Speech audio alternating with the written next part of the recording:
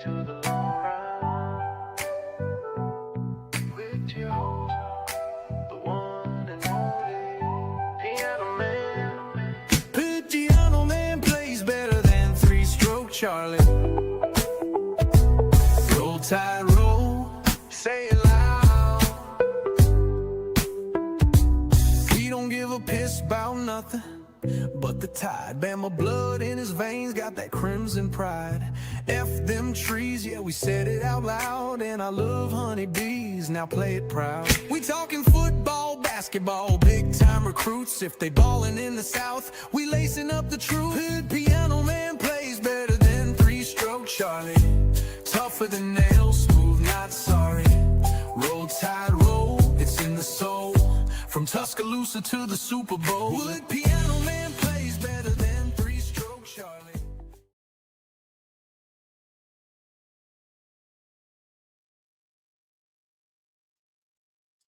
And what's up, everybody? Welcome to the long run. I'm your boy. It's me. It's Mr. P. You know who I am. I'm Piano Man, the one, the only. Hey, good morning to you, and you. Man, it's just good to be alive on this brisk morning where the winds are 7 miles an hour and the gusts are 18 miles an hour here in Hattiesburg, Mississippi. And I think it's like 30-something odd degrees, and it feels like it's 20-something odd degrees, I guess, all that good stuff. Y'all know how that stuff runs, but hope and pray that wherever you are safe and you are sound and you are warm. I'm glad everybody's checked in. Y'all know how I do it. First of all, I'm just so thankful. And every now and then when people say, it's good to see you, and I just say, it's good to be synced. It's good to be synced. I'm like J. Anthony Brown. It's just good to be synced. And so I'm glad to see everybody over there in the chat.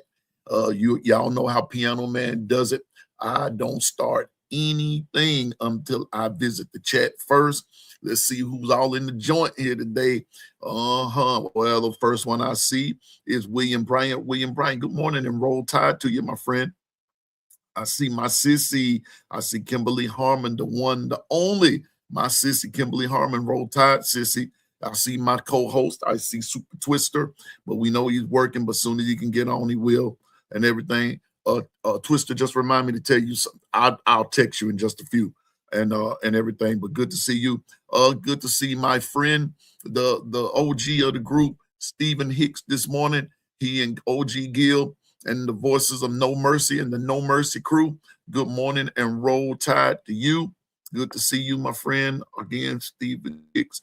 I see Herb and Raj, my brothers, that be doing it up over there on TikTok. One of these days, I'm going to be just like them when I can get my stuff together. Amen. Morning, roll tide to you, Herb and Raj. Thank you for coming, my man. And Herb and Raj, I got to get y'all on here so we can chop it up a little. Hold going on. Yeah, buddy. Y'all already know. Y'all know what the business is. Here we go. Y'all know who in the house. She's in the house, y'all. She's in the house. She's here. She's here. Here she go. Here she go. Wait a minute. Okay.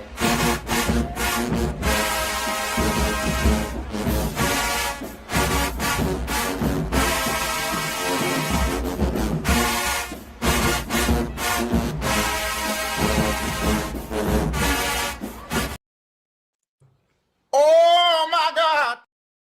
Yeah, y'all know who it is. It's the one. It's the only. It's LaToya, the queen of the honeybees herself. What the business is, LaToya?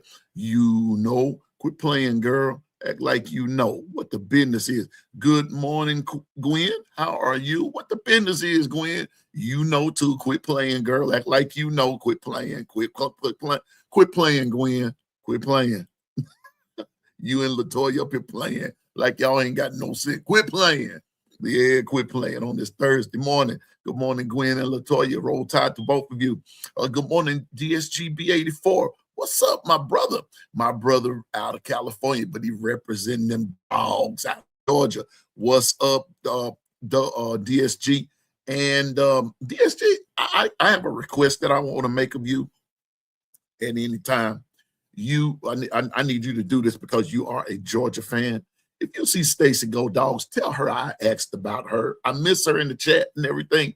Just tell the piano man said hello and what's up, and tell her I miss her in the chat. And at least she can stop by and say hello. I asked. I spoke with. KB on yesterday, and we're praying for the Kangaroo Click there. They had death in the click there and everything, and we're praying for them. We and I talked a few minutes yesterday, and I asked about Stacy Go Dogs and everything. But DSG, if you talk to her, tell the piano man asked about her, okay? And just tell her I said Happy New Year and hope to see her soon. All right, and I think that's about it. Okay, let's go back down to the bottom of the hill. That's about it. Yeah. I know, Kimberly, the Georgia fans are hilarious. They are hilarious. Well, that's everybody that's in here, and as we go, and I'm not going to be on here. I'm not going to be on here long at all this morning. I have to have an assignment for class and everything. So, but I do want to at least give you an hour of time and everything, and continue to just continue to do what I do. But Miss Nikki, DSG, Miss Nikki, passed away. KB will tell you more about it, but I'm just asking us to be in prayer with them. Yeah.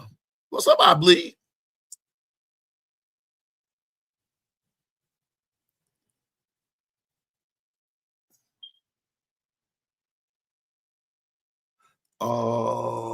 What's up, I bleed? You talk me?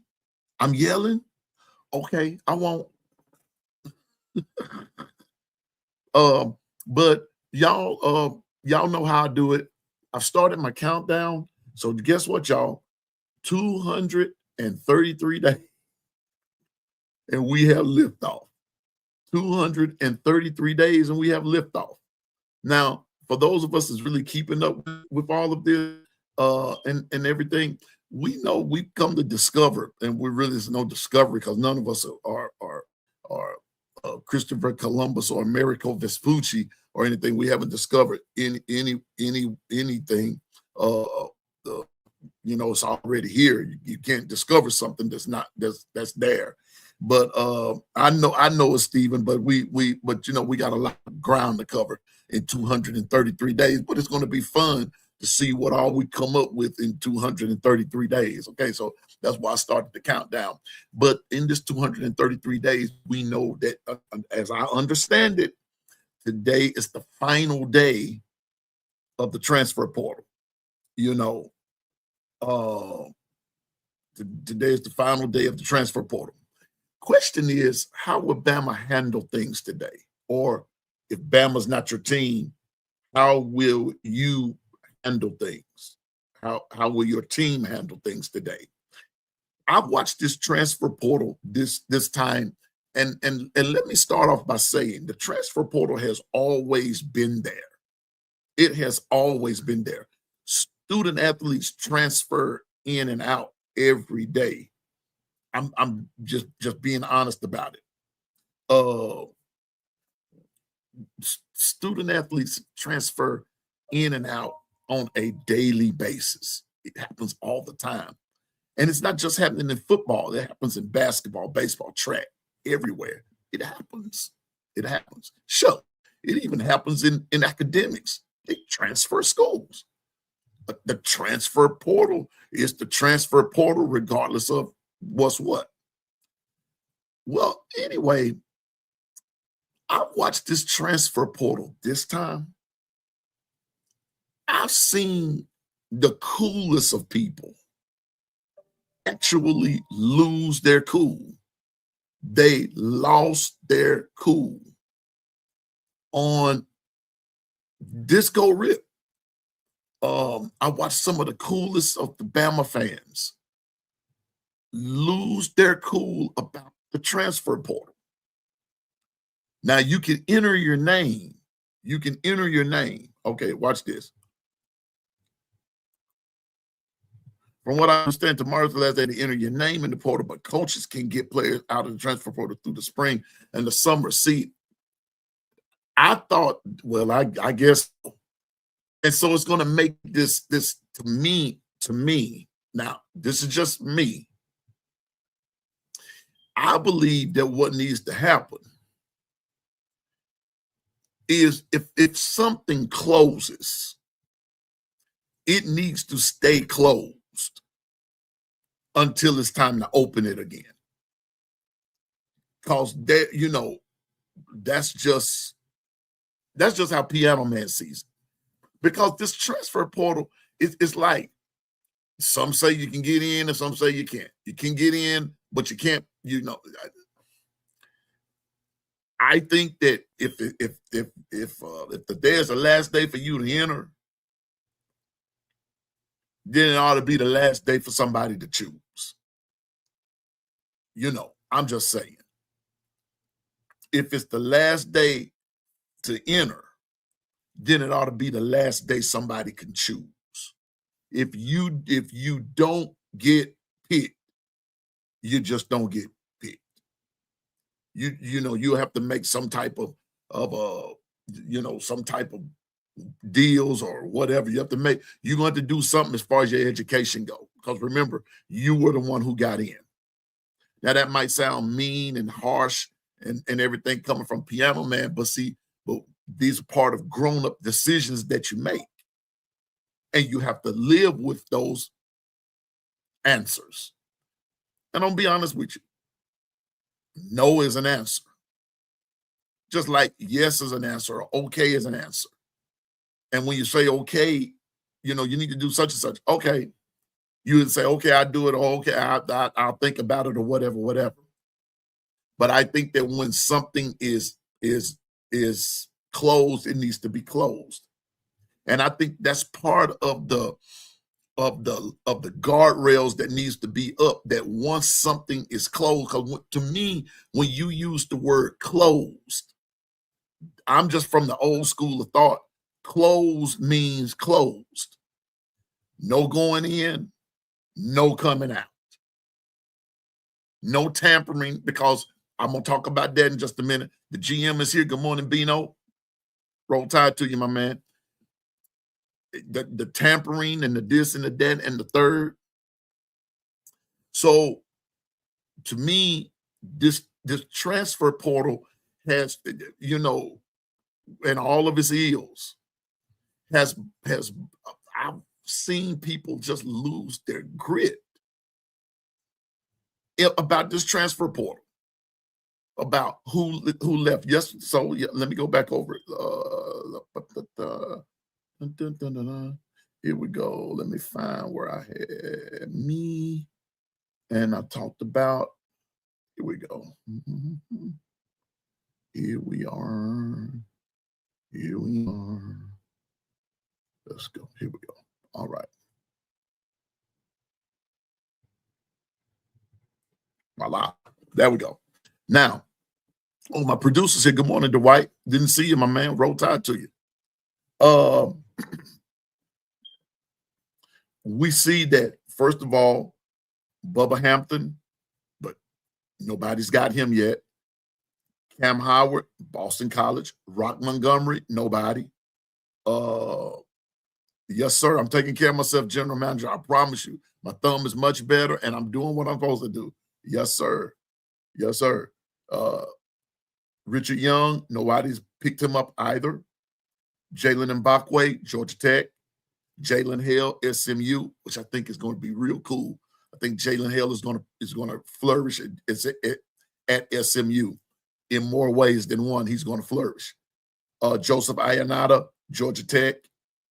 Alaus Alinen, Kentucky. Noah Carter, Georgia Tech. I think that Noah's going to ball out at Georgia Tech. Micah DeBose, Vanderbilt. Cole Adams, Vanderbilt. I believe they're going to be two great additions, especially Cole Adams. Micah DeBose, he's an O-lineman. He's going to flourish there. Peter Notaro, West Virginia, going to my home state. Wilcom Formby, I believe he's going to do well at Texas A&M. Keon Keeley, I think he's going to ball out at Notre Dame. Cam Calhoun. Not seems like I heard him get picked, got picked up last night. He signed last night or committed last night, but I just didn't hear where. Okay, I just did not hear where. But wherever he goes, I think he's going to be good. Quay Rousseau and James Smith, Ohio State. I think they're going to ball out there. David Bird has not been picked up. Kelby Collins, South Carolina. I believe he's going to ball out there. Arkel Anungwam will Northwestern probably will ball out there. And Isaiah Horton at Texas A&M, he's going to ball out there. Good morning, Michelle Cochran. Roll Tide to you. Good to see you. What the business is, Michelle? Quit playing, girl. Act like you know. I'm just saying that, but David Bird, tentatively Calvin Calhoun, also Rock Montgomery, Bubba Hampton, Richard Young have not been signed by anybody. The others, we already know they have. Hey, good morning, KT. What the business is? You know. Quit playing, girl, and act like you know. What I'm saying is that when someone says that this the last day of the transfer portal, Piano Man is just I'm just of the take that it needs to close. Whoop, that's it. If you didn't get picked, you just didn't get it. You just didn't get it. And so it is what it is. Now, but I also think, and I'm going to throw this, I'm going to throw this in just to kind of, I'm not going to say sweeten the deal, but I'm going to put something on your brain. I also think that what's not given us is that we don't know the full stories of why any of these guys hit the portal. We don't know. All we know is that they hit the portal. Now, a lot of us can speculate. We hear that we say we hear this because, like what B Sharp said and Coach Sean on the Sharpshooters here a few months back, you got a lot of self-proclaimed insiders, and they're no different than you and I. They hear it over the internet just like we do. And what happens is that we get certain bits and pieces of news and we speculate and we formulate and we this and all kind of stuff, and we end up being late. What I think needs to happen is that it needs to be told. I'm just going to be honest with you. Good morning, Ebony. Good morning. Roll Tide to you. The business is, Ebony. Act like you know. You know what the business is. Act like you know. Quit playing, girl. Let me tell you something. I think that, and JB sort of, Governor said it yesterday, this is stuff now that we asked for. So I think that if you're going to treat it like the NFL, you want all of these perks and this, that, and the third. I also think that it needs to be told that, okay, we're making room on the roster. So therefore, these guys that have not been picked up, some of them, there needs to be some ramifications for them because they're still in school. They're still in school. So there needs to be some type of something put in play for them. For those of them that's going to school that got been picked up by someone, then their scholarships or however that works, they're funded and all that good stuff. That's all fine and dandy. But my heart goes out to those guys who have not been picked up yet for whatever the reason. Something needs to be done for them. Don't just leave them out there. Now, that would work probably in a perfect world, but since our world is imperfect, and this whole transfer portal thing is imperfect, everything surrounding college sports, not just college football, but college sports is imperfect, then we just have to deal with it. But as Governor said yesterday, remember now, these are some of the things that we asked for. And now we're upset that some of the players are doing what they feel needs to be done. Available student pool. Yeah. That's you know what, Coach? That's basically what I'm saying, sir. The availability, they're available, they're free, because it's almost like the equivalent of free agency. They're free agents. They're there, but yet and still, they're still in a kind of sort of way, they're still tied to the school that they're still a student at. And so I'm just saying that, what about their grades? What about their degree? What about those things that are of the most importance? Playing football is not the most important thing. To me, it's not. Obtaining the degree and creating value for yourself, using football as a vehicle to get there, but getting the degree, going to the next level in life, because guess what? There will come a time in one way or another that football is going to play out. There will come a last day. There will come a last time, a final time that you won't be able to play. But I'm just saying that this is just how it's going. So what about, like I said, Rock Montgomery? What about Bubba Hampton? What about Richard Young, Cam Calhoun, and David? Right now, unless something happens later today. And that's why I'm watching this so closely. I just look at the unfairness of it. Now, congratulations to those who've gotten picked. Congratulations to those who are in other schools. Like I said yesterday, do I hate you left Bama? Yeah, but I don't know what went on in the meeting. But I'm concerned about Bubba Hampton, Rock Montgomery, Richard Young, Calhoun, and David Bird.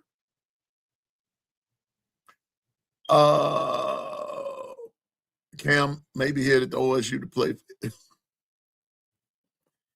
Okay, that's what I heard. That Cam Calhoun may be headed to that's what I heard. Okay. Thank you, Coach Carl, because that's what I heard. I just couldn't remember where it was. But now that you sparked that, that's what was said. So we're going to see. The next thing that I would like to address is, since we're talking about the transfer portal and things like that. Hey, what's up, As the World? Roll Tide to you, bro. I also want to clear up something else.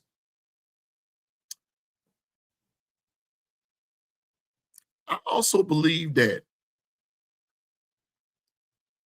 when the guys leave, now this is just a character thing for me, I guess, coming from us as fans, because we don't know we don't know what their situations are.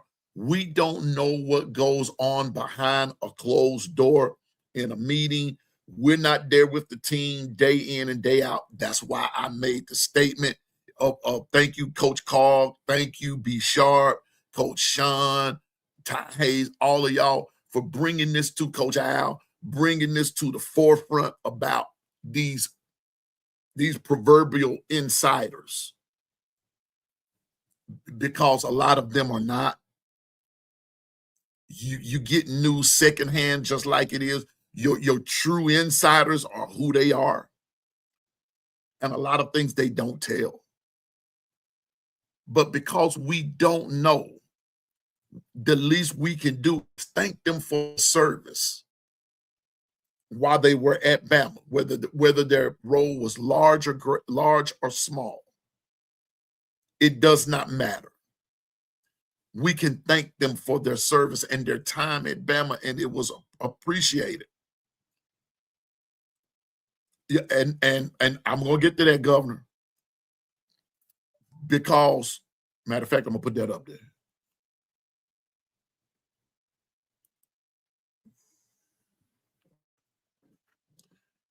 Hold up, and I got to start this one that Sissy just said. I'm gonna start it. Kimberly and Jay, Governor, gonna make the big screen this morning, along with Latoya, others who you say something real cool there. Don't trash them because they left. Don't trash them. But Governor says what I was about to get off into. Because we're not there, we don't know why they're transferring. And I know for just staunch Bama fans, I'm a staunch fan, but I'm also realistic. Business, we are in the age of business. Business. We are in the age of business. And what Governor's saying, whether you remember, we talked about this yesterday.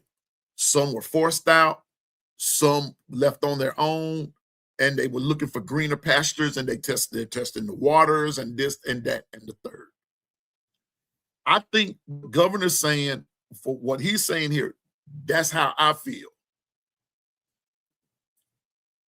The guys that are forced out should get help in finding another school.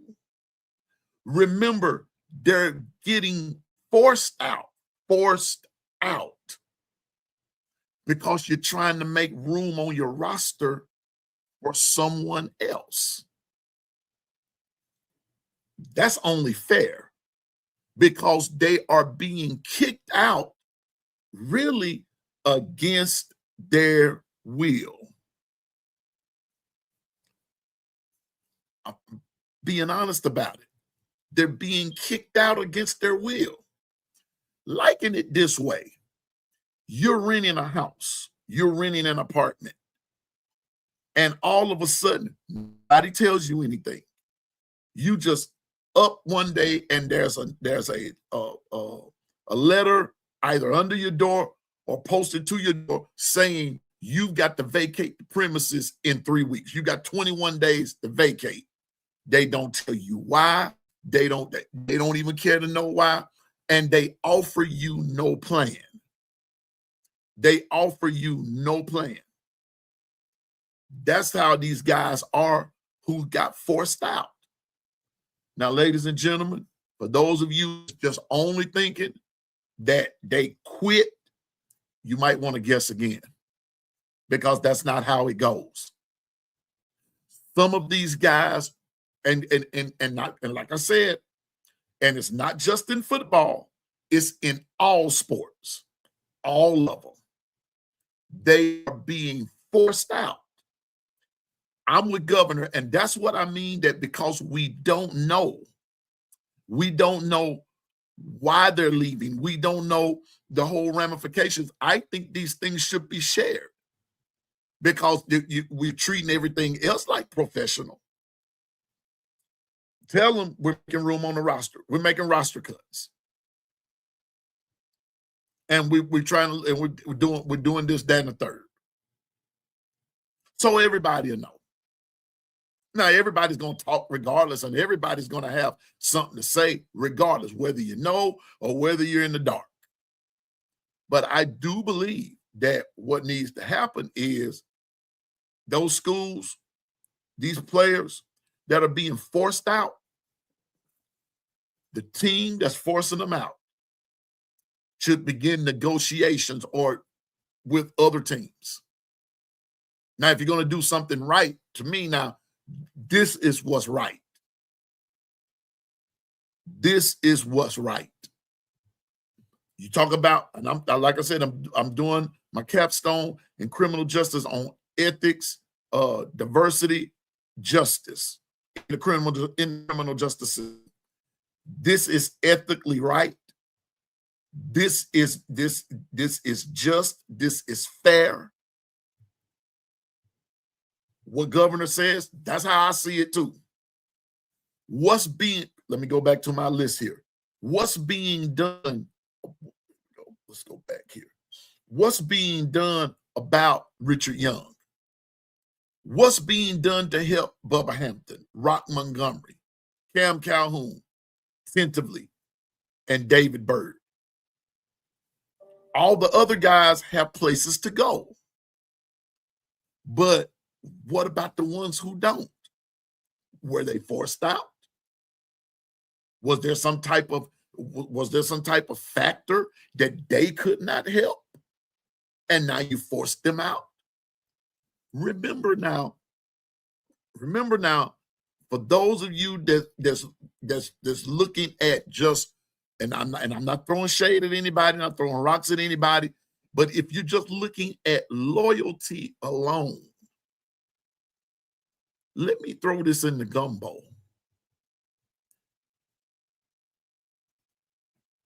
Have those who've been forced out, were they obviously, let's say for instance, they were forced out. Now who was loyal to who? Loyalty is a two-way street, not a one-way avenue.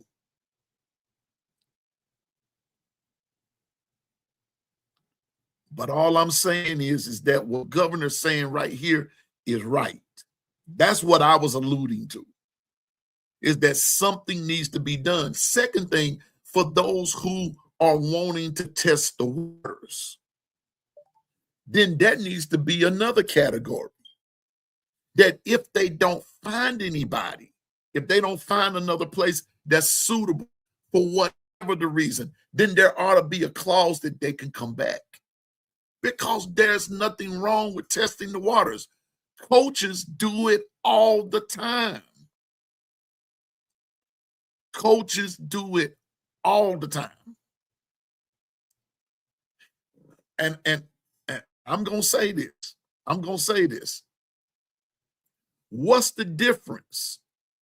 I'm just going to go ahead and say it. What's the difference in a player wanting to test the waters and a coach tells his team, I'm going to coach you up into the bowl game.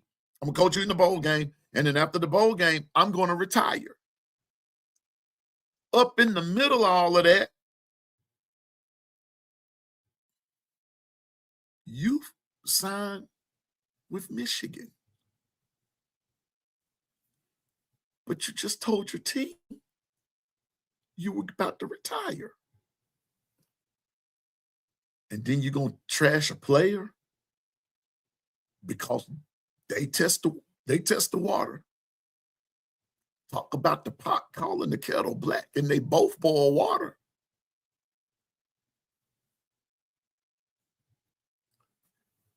I'm just saying. Hey, good morning, Carla. Roll Tide to you. What the business is, you know. Quit playing girl and act like you know. I'm just saying. What's right is if you're going to do it the way that we're doing it, then these students, remember, they are still student athletes. They're still student athletes. They're still young people.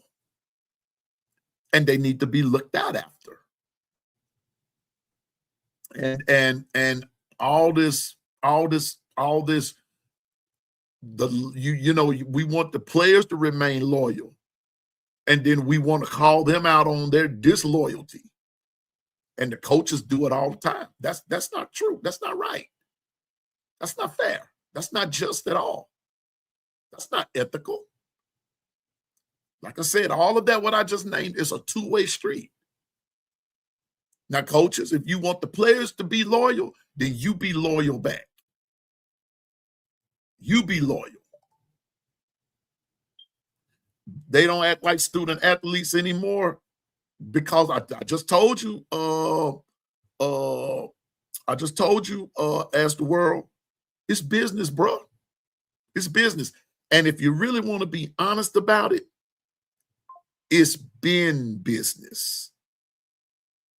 It's been business. It just hasn't been to this extent. But all I'm saying is that since we have what we have, you can't just say they don't act like student athletes and coaches don't act like coaches either. See, because we're in that, so like I said, I mean, I understand which way everybody's coming from, but remember now, it's still a two-way street. It's still a two-way street. I'm just saying. So I think that if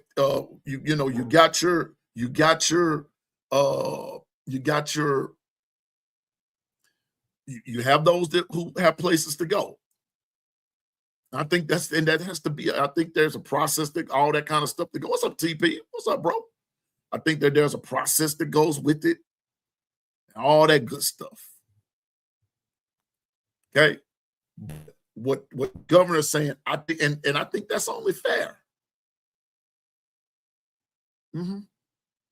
Remember, and I'm gonna bring it up. I'm gonna bring it up right here.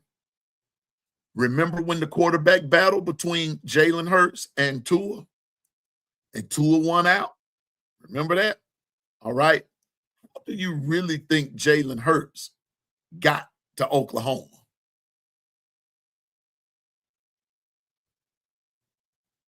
I want you to do the math. Yeah, I give him his props as the word. He's still graduating players. Yeah, he's still graduating. Just saying now, but it's still business. So somebody looked out for Jalen, and we all know who that was. They looked out for him because it was a real big to-do about that. I get into that later when I have more time. But I'm just telling you, I think that what governor's saying is commendable, and I believe that is right, because I am worried about those 4 or 5 players that as of right now at 8:40 a.m. this morning, my time, they have nowhere to go. Something needs to happen. Something needs to happen. William, I understand that, but who said, but now William, I'm not playing. Hold up. Wait a minute. Here we go. Well, William, let them go. Okay, but I'm gonna ask you this question. What if they are being forced out? See, that is what would make your statement invalid. What if they're being forced out? Or get some player on the bench that has a hunger to be on the field. What if the guys that are being forced out had a hunger? That's what I'm saying. We don't know. Okay, I'll get it to him in just a second.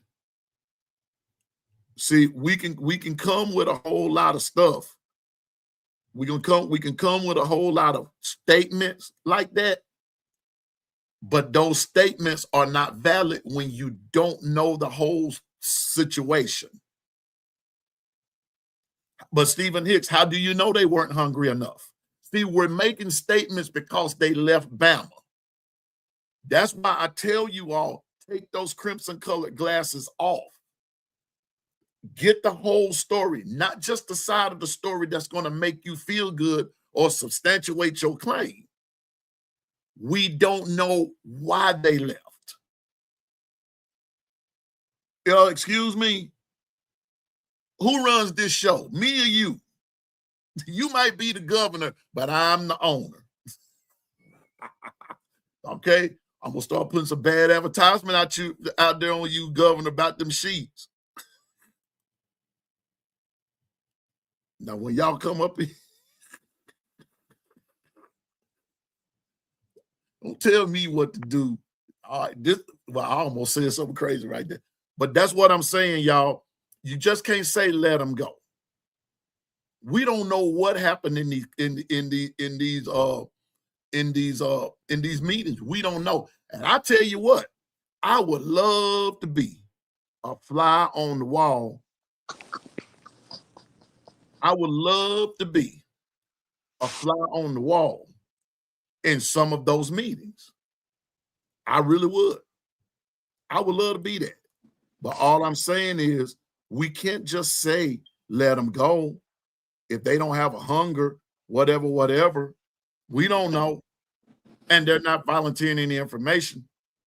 And so all we can do is speculate. And then we're looking at the fact that some results on the field and this and that and the third. But I'm going to tell you, like Governor said yesterday, this is business. But if we're going to do business all the way. Don't just half-heartedly do business. Handle business all the way. Cover your bases. CYA, and y'all know what that means. So I'm just saying. Good morning, Governor. Good morning, Twister. What's up to you, Roll Tide? What's up with you? Roll Tide, Roll Tide. I apologize on the behalf of Governor. He just don't want to get on the show. Tell you what, don't have me put out no bad press out there now. He just want to get the link, man. He ain't trying to take over the show. I'm my feet off at the front door. I'm sorry. I'm sorry. Yeah. I apologize. See, it's I'm be quiet. I'm gonna be quiet now. Hey, what's up, y'all? What's up? What's Man. up? And showing an old day off, man. I don't know if I want to let Twister go first. Or you want me to go first? Go ahead, Governor. Go ahead, Governor. Okay. You see, because I'm reading the comments, right? It's so fun. It's weird. Before I get to the first part, I just want to address some of the comments. I love William. I love Steven. But don't tell me that these kids aren't hungry enough because you see their names being put into the portal. But my thing is, you don't say, oh, it's for production and stuff. Wasn't Jalen Milroe productive? Didn't y'all want him out? I just want to clarify this. He got us an SEC championship, and y'all still wanted him out with the drop balls that the receivers are doing, the lack of offensive line, the lack of running, even the lack of production of Jalen Milroe in certain times of the game. But he still won us games, and he still won us an SEC championship. But y'all praise Ty Simpson. He is the only quarterback that did not get us an SEC championship. Oh, because he stayed for 4 years, he was loyal. Y'all do forget that loyalty that you trying to have with Ty Simpson. He was behind a basketball player that started when Jalen got benched. That y'all asked for. So I'm confused. Don't tell me that these kids aren't hungry, and don't tell me, well, I want the dudes that want to come off the bench. Okay, we're going to give you that. Then you're going to be a team like Arkansas, Kansas State, Utah, Colorado.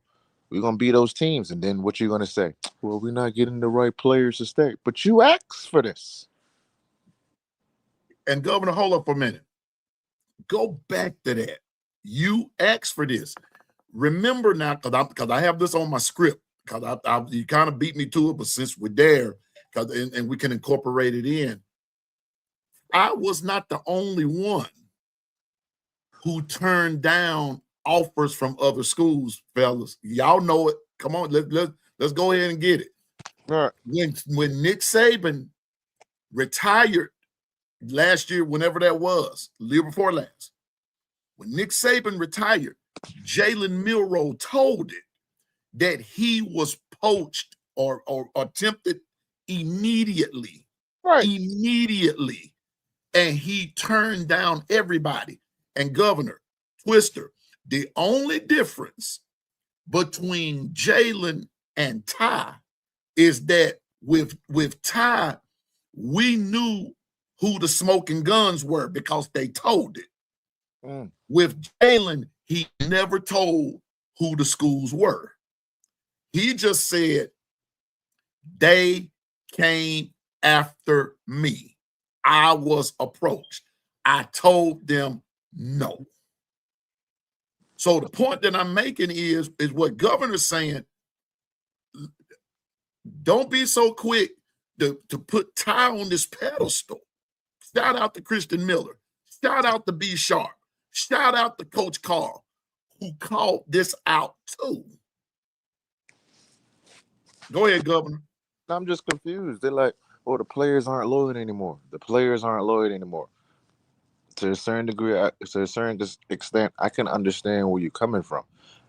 But these players are on a year-to-year scholarship. Y'all do understand this. It's not 4 years. It's not a guaranteed contract because you get a scholarship to a school. But how are you going to come at the players for not being loyal, but you got more loyal to the coaches? But doesn't the players make the coach? Because if the players aren't on the team and they're not winning, you're looking at the coach, right?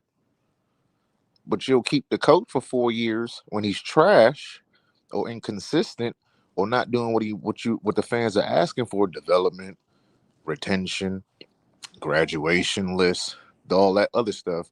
But as soon as a player wants to sit there and try to benefit himself, oh, he's not loyal. Oh, hold on. The fans not even goddamn loyal. One time, if a player messes up, you bashing the damn player publicly, not secretively. You doing it publicly. So how much loyal do you have?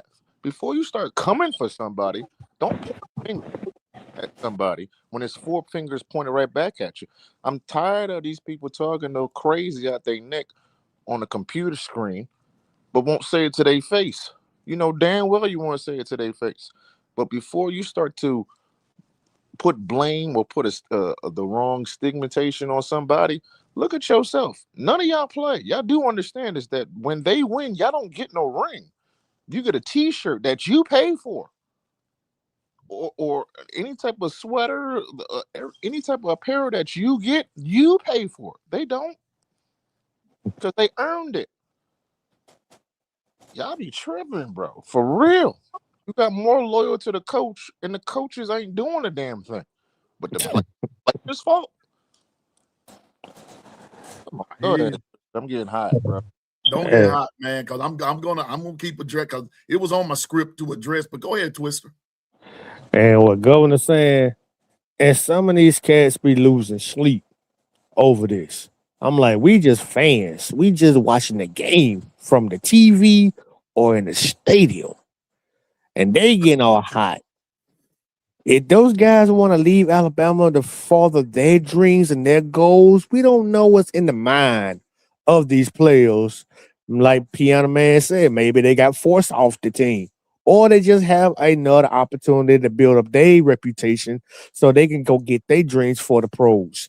We don't know what these guys are, but as fans, we like the guys, how they play style is, how they do their job on the field, or they, like tacticians on the field, and they decide to leave.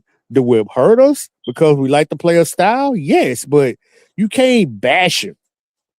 Yeah. Let me say this too about Rick and Fumby, and I was hard on this guy, but I'd never threatened this man's life like some of these Alabama fans did. This man is from Tuscaloosa.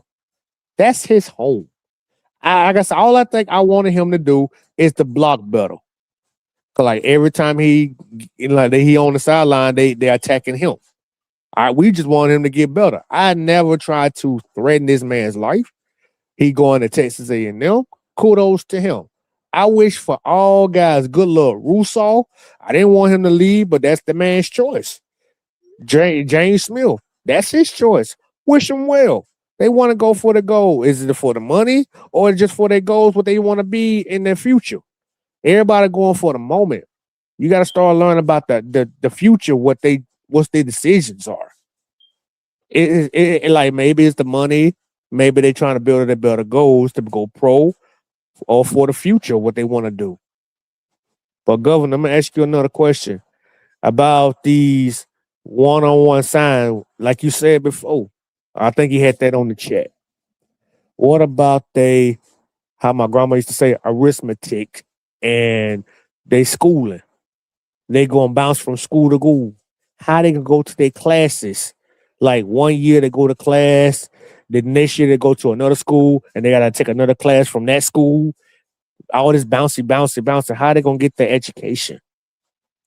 Now, before I answer that, because I just got a thought. They talking about loyalty, right? If these coaches had the same type of contracts as players, how much loyalty do these coaches have to your university? None. I can answer that. So you see what I'm saying? Go for it. If the coaches don't have the same type of contracts as the players, who's actually going to make your team better or more publicized is the players, right? But they're on a year-to-year basis, productive and salary or whatever you want to call it now. But these coaches got a 4 years, 3 to 4 years, safe haven, bad, good, or indifferent. Are their loyalty going to be the same if it's just a 1 year contract like the players? Hell no. Mm-mm. So going back to Twister's Twister's question about the schools, it depends on. See, now that's nobody else but between that individual and their parents. Because everything that before you leave the household, whatever you bring from your culture and your parenting, that's on you. If you're going to school for a certain degree, then you need to go to a school that's going to provide that certain degree. If you just keep bouncing from school to school to school to school, not every school at the same program that you're trying to learn from. So that's an individual choice. That's why I put in that comment. Look, if the kids that's being forced out, you got to understand these parents are giving you, or they're putting their faith in them coaches to take care of their child. They're not caring about no money right now because if their child is going off the cliff, they're worried about their child's safety. So if you forcing my child out, yes, you need to find a school that's going to be fit for him, not just for football. It's called student athlete. Most of these parents want their kids to get their degree because football is not guaranteed to play for 20 something years like most people. Get your degree. That's why Nick Saban was so great. He wasn't just great because he was a great football coach. No, he was a great man by providing these guys to get their degree to look past football. Mm-hmm. That's why those old veteran guys that we keep talking about and raving about, they love that man because what he provided for them outside of football. He provided those programs. Financial literacy is what I said yesterday. Mm-hmm. What is we talking about? Y'all only talking about the on the field. Do y'all care about these kids on Sunday to Friday? No. You only care about them on Saturday. So don't tell me that they got no loyalty. You don't have that loyalty. Most of the people that be in these chats, me included, don't put no money to this university. You're Hallelujah, not bro. a sponsor. You're a fan. Be a fan. I'm not saying that your opinion doesn't matter because that is your feelings. I will be a hypocrite by saying your opinion doesn't matter. That's your feelings. I can't tell you how you're supposed to feel and how you're supposed to present how you feel. But the way that not saying everybody in this chat, I'm just saying people worldwide, the way y'all be going at it, y'all acting like it's a Kendrick Lamar and Drake beef. Y'all just talking out the side of y'all necks right now. Y'all just saying anything. No. And Stop. Governor, and it comes across very reckless. You know what I'm saying? And and you and Twister, I mean, that's why I got you up here. But I'm tired of this talking about the loyalty. Like, where's the loyalty for them, for the players? It's not there, especially for those. I'll tell you like this: some of these guys, and if you Twister, Governor, y'all correct me if I'm wrong. How many times have y'all heard me say, go into other social media venues and see what people are saying? I've said it a million times. When we say we don't give a piss about nothing but the Tide, that's a statement. But it's not to be really just taken literally. It shouldn't be taken literally. And that shouldn't be how you literally feel. Because Double A has even said it in the chat. Pay attention to what your competition is doing too. Now, I want to say this. I'm going to ask this question, Governor, and Twister, you too, both of y'all. Let's say, for instance, let me go back to my list here. Let's say, for instance, Richard Young. Let's just use him. We know that our most hated rival is Auburn or LSU, whichever one. I don't like neither one of them myself, but Twister, Governor, what do you think these crimson-colored, the people that are fueled by the Crimson Tide like that, they just staunch like that, what do you think they would have said if Richard Young had a transfer to Auburn? The same thing they're saying now. Man, they ain't gonna like him, Piano Man. They gonna like, hey, he's a traitor, yada yada yada. But Governor, Piano Man, let me say this: they're gonna like us fans. We need to be accounted for too. We always pointing fingers at whatever on the field, what's going on the field, and wondering. We don't, like I said before, we don't know what's in the mind of these players. Make it so bad, they still human too. Like what going back to what Governor said, Nick Saban was basically a father to those players, not just a coach. He was their dad. Some of them don't even have fathers in the household. And Nick Saban gave them guidance. Don't matter where you go, I'm always there. He did it for Jalen Hurts, advised him to go to Oklahoma because he lost the job to Tua. When them boys got in trouble, did he punish them? Yes, he punished them. Gave them a chance. If whatever you got out your situation, if you're ready to come back on the field, get back on the field. It's not just the physical, it's the mental state as well. Like, we are losing those kind of leaders, those role models. Nick Saban is not just the GOAT on the football field. What people like to say GOAT. That man is a great guy off the field trying to help those guys go get their education. Like Governor said again, football is not forever. Football gonna wear out. They body gonna wear out. Like a machine. You get stronger and stronger till the machine pieces get old. It's time to go something new. Go for be a doctor or education or a technologist or something like that, a business tech. They got to have a second job after their football career over. So everybody just riding on just all about the football thing. It's gonna wear out in years to come, and you just gotta go somewhere else. That's why I like Nick Saban, not just as the football coach, because the man cared about his players and students. Some of these players came from the hood, the projects. They know nothing about life, but besides football, and he gave them a choice. I'm with you regardless of what decisions that you make, long as they are the right ones that are trying to help you or your family. I'm done talking. It's like Nick Saban wasn't just like a dad to these guys.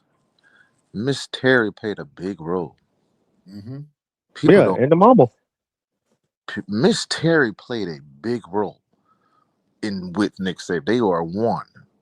So when you met Nick Saban, you met Miss Terry. When Miss Terry comes into the room, bro, you sit down. You pay attention because they're like a mom. She's a mom and a grandma, my aunt. She's very highly respected. She's down to earth. She's gonna give it straight to you like that.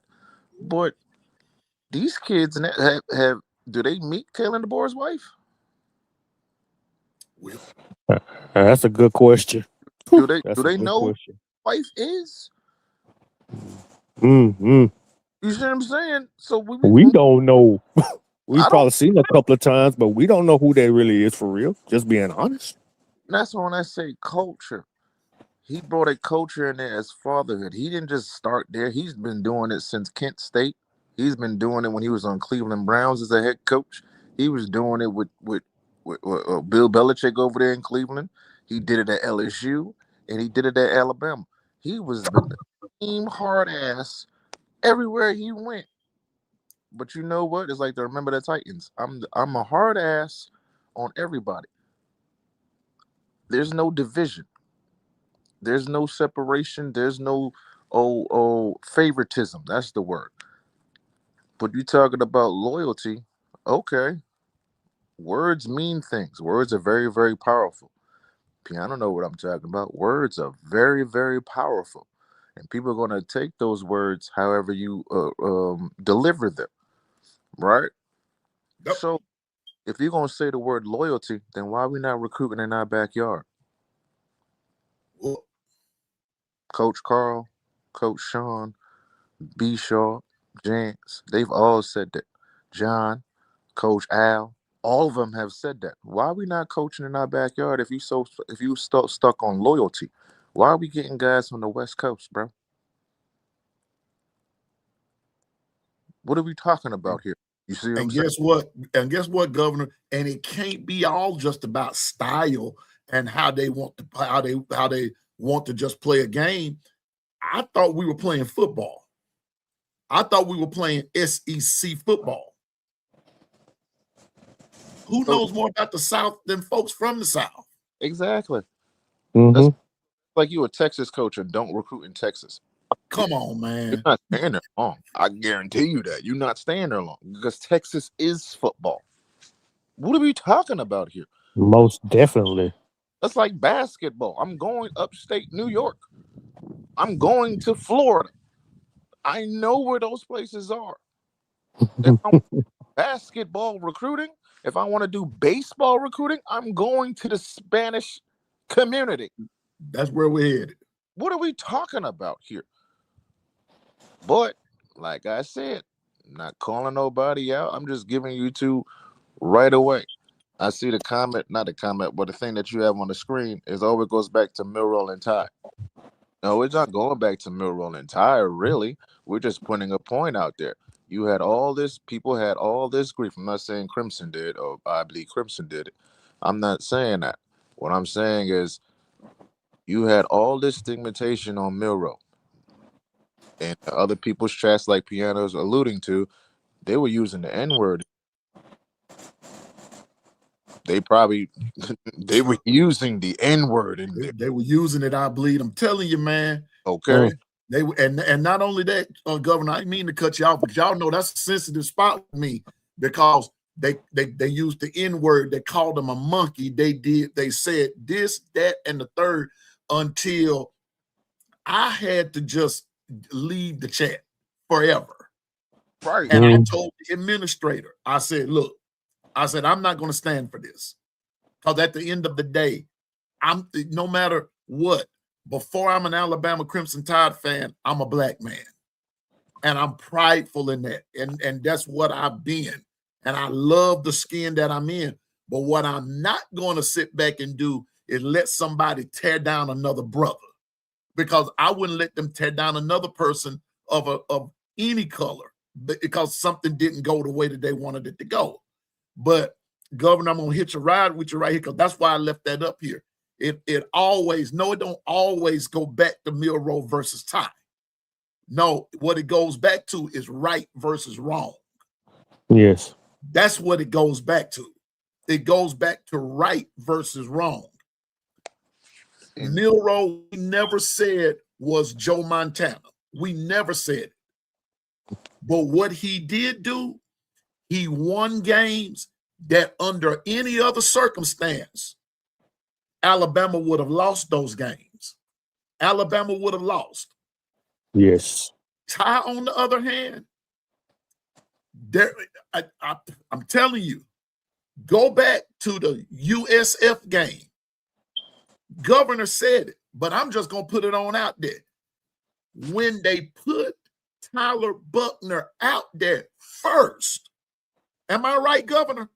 Uh-huh. Mm-hmm. Somebody tell me I'm wrong. Somebody please No, tell keep me I'm going. lying. Keep going, Piano Man. You telling the truth? When they put Tyler Buckner out there first, that should have told everybody where Ty Simpson stood right there. I was even expecting Ty Simpson to be out there. Governor will tell you that. I expected Ty Simpson to be out there. We're up and looking, behold, and there's the lacrosse player. What? With Are alligator you? arms. What the? But you know the oh well, you know, we didn't put Ty in because We whatever, wanted to give Buckner a chance. to give Buckner a chance. And I'm just correct me if I'm wrong. The loyalty, right? Who was Where's Ty? loyalty? Who was Ty? Loyalty? Who was Ty Buckner's offensive coordinator? Come on. I'll wait. I'll wait. Not only was he the coordinator, but he was his former head coach. There you go. Hmm. But so he had And more. if you, oh, wait a minute, Governor, I go ahead and since we want to keep it right there, and I ain't throwing no shade, but let me just help you out. Since everybody's gone from this conversation, Ty's gone, Jalen's gone, Reese is gone, Buckner's gone. So we can talk about it because hindsight is 2020. But here we go. The business was that Tyler Buckner at that point was to be the starting quarterback. Mm-hmm. Not Ty Simpson, not Jalen Milroe, Tyler Buckner. Tyler Buckner, the same good. Tyler Buckner, the lacrosse player. The same dude that cost Notre Dame probably the playoffs to go this year. That guy. Him. That dude there who's still playing college football, to my knowledge. But Ty was God. a better player than Milroe because he got a 6.2 he'd have got a 6.2 million type of thing, a contract with incentives, with a house with no mortgage and everything like that. They were going all out for Ty Simpson. Great player. He has a great upside. I'm not bashing him. He has a great upside. And if you knew the story on the back, I'm just going to leave it at that. But it doesn't go back to Milroe versus Ty, I believe. It goes back to right versus wrong.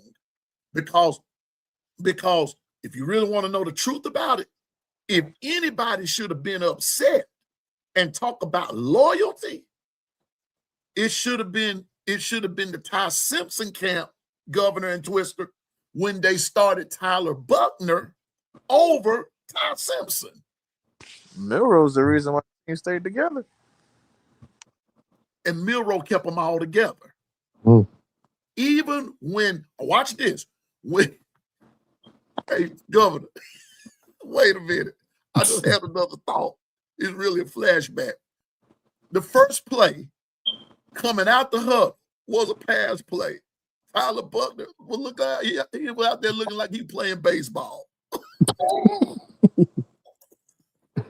I said, we about to lose for real. Piano Man. Real. And Ty still didn't win the game. The defense won the game. Ty didn't win that game. I'm Wait. serious, man. And let me say this. Correct me if I'm wrong, you guys. Did Tyler Buckner the first pass he threw it at a wideout's feet? You heard me say. Man, like baseball, it was a one hopper. I'm like, this is like his first time playing football, period. That was embarrassing. I'm like, you threw it at the man's feet. That's why I say he had alligator arms. Bruh. And y'all really want to know the truth? And that's why you think he was benched at Notre Dame. But the point we're making is that don't just act like that Ty Simpson did all these commendable things and Jalen Milroe didn't. Jalen Milroe actually did it. He didn't publicize it. He did it and stayed at Alabama. That's what Governor and I are saying. He turned them down and stayed. Yes. That's what we're saying. Ty is actually doing it and moving on. Mhm. That's the difference. Didn't put no, he put the money amount, whatever. Oh, cool and fine, commendable. But don't just act like that this is the first time this happened, because it's not. And I'm just saying, let's give everybody their props. Because let's be honest about it. When Nick Saban retired, that's what it's going back to, I believe. When Nick Saban retired, all hell broke loose for everybody. Not just Jalen, not just Ty, but for the whole Alabama Crimson Tide. Jalen and Ty were not the only players they want. How you think Caden Proctor? Remember him? Mm-hmm. Tampering, Governor. Tampering. Isn't that wrong, Governor? Oh, that's very wrong. I mean, didn't they do it to Caleb Downs in the Georgia game? Didn't they? Yeah. But they stopped talking about Caleb Downs, though. Wouldn't he not be loyal? Didn't he not leave? You see what I'm saying? Oh, loyalty, right? See what I'm saying? But nobody talks about Caleb Downs leaving. No. But he left. Loyalty, right? After a SEC championship game that we won. So where's loyalty? That's all we're saying. So we're looking at it in this whole total scope, not just two players. We just took two situations and showed you, and we're trying to bridge a gap. But here, not to cut you off real quick, you talk about how our guys don't have no loyalty, but you're okay with other guys leaving from other schools to come here. What about their loyalty? Wouldn't that not be loyalty? Just saying. See, so there is no, per se, like I said, loyalty is a two-way street, but business a lot of time trumps loyalty. And I ain't trying to come in. I ain't mean to interrupt you. What that lacrosse player, what Coach Carl and William Bryant was talking about, was a 5-star? He didn't play like a 5-star to me. Bruh, like I said, stars don't matter. All I'm saying is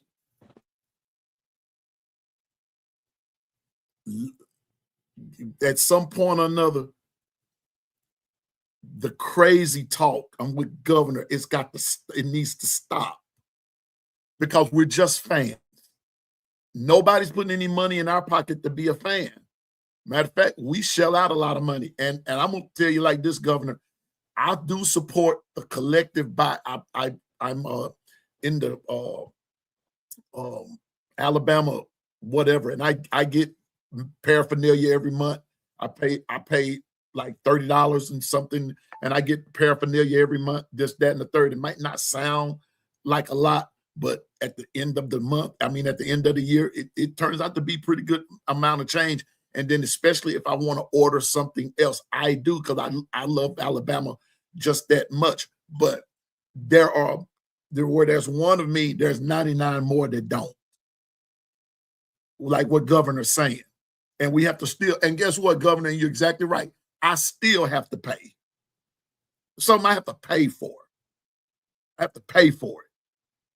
That's how it goes. Some people, and I've heard them say, Governor, Twister, I ain't paying nothing.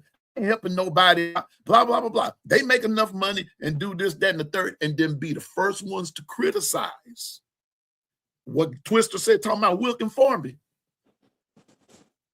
That young man endured a lot of stuff. I would have went to Texas A&M too, Twister and Governor. The stuff that people was doing to him, saying about it, threatening it, this, that, and the third. Ruthless. But guys to stay. You're talking bad about the guys that you have now, but you want guys to stay in the way you're talking like this. Okay. I wouldn't stay either. It's the fans' fault. I'm saying, if my job is talking bad about me 24/7 because I did one thing wrong or a couple of things wrong, not to their liking, why the hell would I stay? Oh, because the money's good? I'm sorry. My pride and my dignity is more important than any type of check. And I believe Creston said something else. Seth McLaughlin, remember him? Yeah. High snaps. And look at him in Ohio State. The man won a ring. Became the best center down there in his conference. But he was high snapping games like the Auburn game and the Georgia game. No, he didn't do the Georgia game. He did the Auburn game and he did, I think the Texas game. And he did a lot of high snaps and low snaps that almost cost us the game in Alabama. But he goes to Ohio State and became one of the best linemen in the league. Y'all, welcome to the stage. It's the one, it's the only, it's Coach Carl. What's up, Coach? Roll Tide, coach. Roll Tide, everybody. How y'all doing? Man, Coach, feeling blessed. what the business is, Coach? Man, I just wanted to come on and let y'all know a couple of subjects, right? First of all, I caught in on the Caleb Down one. Caleb Down left not because Nick Saban retired. Nick Saban retired. He stayed. He was going to give that coaching staff the opportunity to sell what they had planned to him. He stayed. They came. Caleb the board came in. He told him who was going to hire as a defensive coordinator. Then T-Rod left as a damn cornerback and safety coach. He told him who they were planning on bringing, and he said he didn't want no parts of that. And he got the hell on by his business. That's what happened for Caleb Downs. It wasn't because Saban retired or he was a lawyer. He just didn't want to play for the coaches that they hired and the head coach they brought in. And with, a lot of other kids, man, they offer these kids 4-year scholarships. But when it comes down to the performances, they reevaluate the performances every year. That's why you start saying they re-sign this guy and they re-sign that guy. The guy's scholarship is not up for damn option. The scholarships are the same. They just re-sign them when their value go up. So it's like a lot of what they're trying to get kids to come in at Alabama. It's kind of like Nick Saban. You come in to build your own brand, and then you build your own NIL money. You come in, you work hard as hell, and then whatever NIL money you earn, that's what you get. But if you don't earn it, we ain't gonna just give you money just to show up. The dumb part about it is they paying people $50,000 just to show up on the damn campus. Like, what sense that make? I'm gonna give you $50,000 just to come visit the campus so I can sit down here and tell you some bullshit ass lies, and then I'm gonna get you a 50 grand. I'm gonna walk out on you, right? That's the whole kicker. They getting these kids on campus that they paying, but these kids ain't coming because they want to play for Bama. They only coming for the 50 grand. That's the dumb shit, and that's the people that they always trying to solidify or they trying to bring in. I always said, and y'all know me, I'm quick to say it. If you want to damn find some kids that want to be Alabama, that's gonna go through that fire, you get the diehard Alabama fans. You get the suckers that live in Alabama, that live in Georgia, live in Mississippi, live in the Panhandle of Florida or North Tennessee. The guy that grew up loving that script A. Them the ones you go out and try to recruit because you go get them guys, you ain't gotta worry about them son of bitches jumping the portal when the damn times ain't right. But you keep going out here getting these shiny California, these West Coast kids. Not saying not nothing about Noah because I tell you right now, I don't think Noah wanted to leave. I just say it's just something about those kids, Noah, Quay Russo, James Smith, and them boys. Them boys ain't want to leave Tuscaloosa. They didn't. You can see how they got in the port. They got in the port quiet. Nobody said anything. No Texas, no damn social media. They were just in the port going by their business looking for a school. Then those type of kids, you understand that they wouldn't they wouldn't volunteering to leave. When you get those kids in the portal, and then you start seeing them motherfuckers on social media, excuse my French, you start seeing them on social media posting a whole lot of their encrypted messages. Those the ones that was that's trying to get the cheese. Them boys were trying to get no cheese. It's a lot of them got 4 stars. Now I know that's my subjective opinion, right? But my opinion is kind of like most of the other people's opinion. I'm never gonna talk on the kid ever. Because a couple years ago, I had a kid at Alabama that got forced out. And I ain't never tell nobody. I just kept my mouth closed. And they told the kid jump in the portal. He jumped in the portal and he ended up going somewhere and being a star. So let's just be real now. Everybody mad at these kids. These kids don't want them, man. Most of these kids go to Alabama. When they sign them damn letter of intents, they be happy as fuck. They go in there, they want to play for their school. They enjoying the campus. Some of them get in a little trouble. Some of them find girlfriends, future wives, and they be in there with those females and maybe trying to enjoy their lives, man. And then they get a phone call. You got to come into the coach's office, and the coach will tell you you no longer welcome here. Hmm. That's the type of shit that a lot of kids go through, and we don't understand it, right? I done been there too, man. My cousin was there, right? My first cousin, first cousin was there, and got a phone call, and it told my cousin that he no longer had a scholarship at Alabama. Why? Because he dropped two interceptions that could have won, that maybe had two, that could have sealed the game, right? And he dropped two interceptions earlier in the fourth quarter, and then they basically blamed him for losing the game, and they gave his ass the boot. There's another little cousin that was there that didn't wasn't catching enough passes for them, so they told his ass to jump in the transfer portal, right? That type of shit they do, man. And this is not just on the Caleb and the board. Some of this shit happened on Nick Saban. You know, you gotta perform. And if your performance ain't what these coaches think your performance is, they tell you to bounce. Or they got this little nice little shiny fire star coming in that everybody in the world thinks gonna be the next great thing. Tyler Butler, right? Ben Davis, you got this nice big shiny toy coming in that everybody think gonna be the best thing, and they never damn pan out.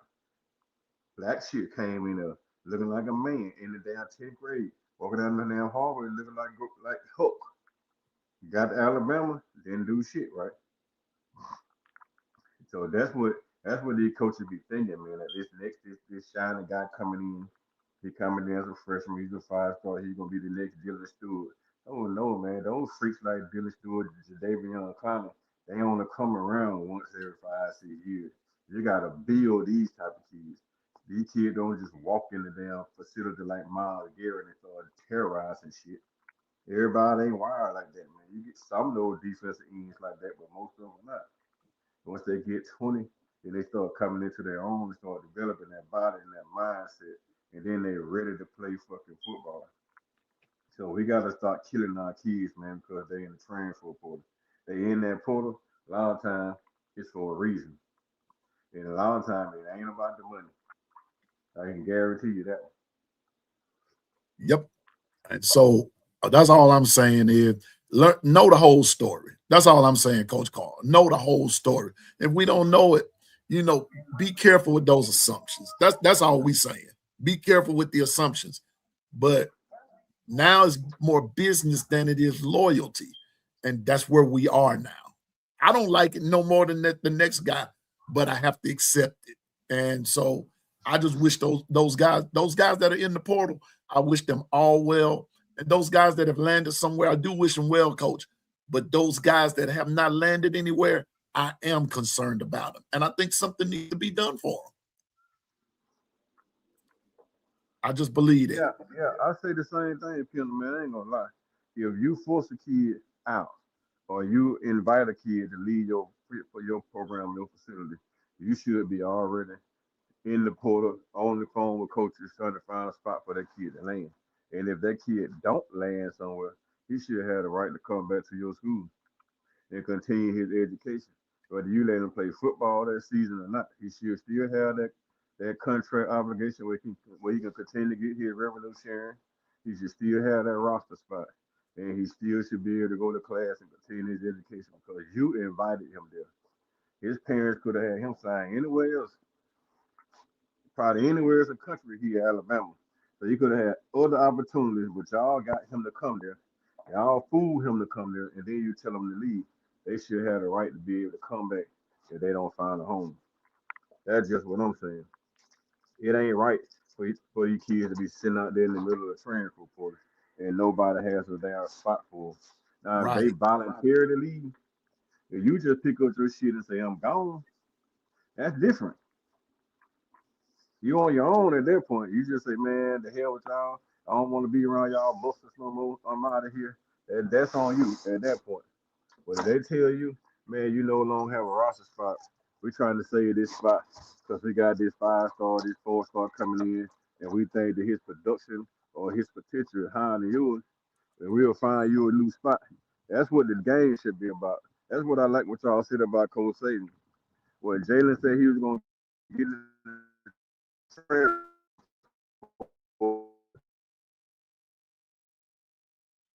Going through the matrix there, coach. for the beta, Coach Saban said, no, sir.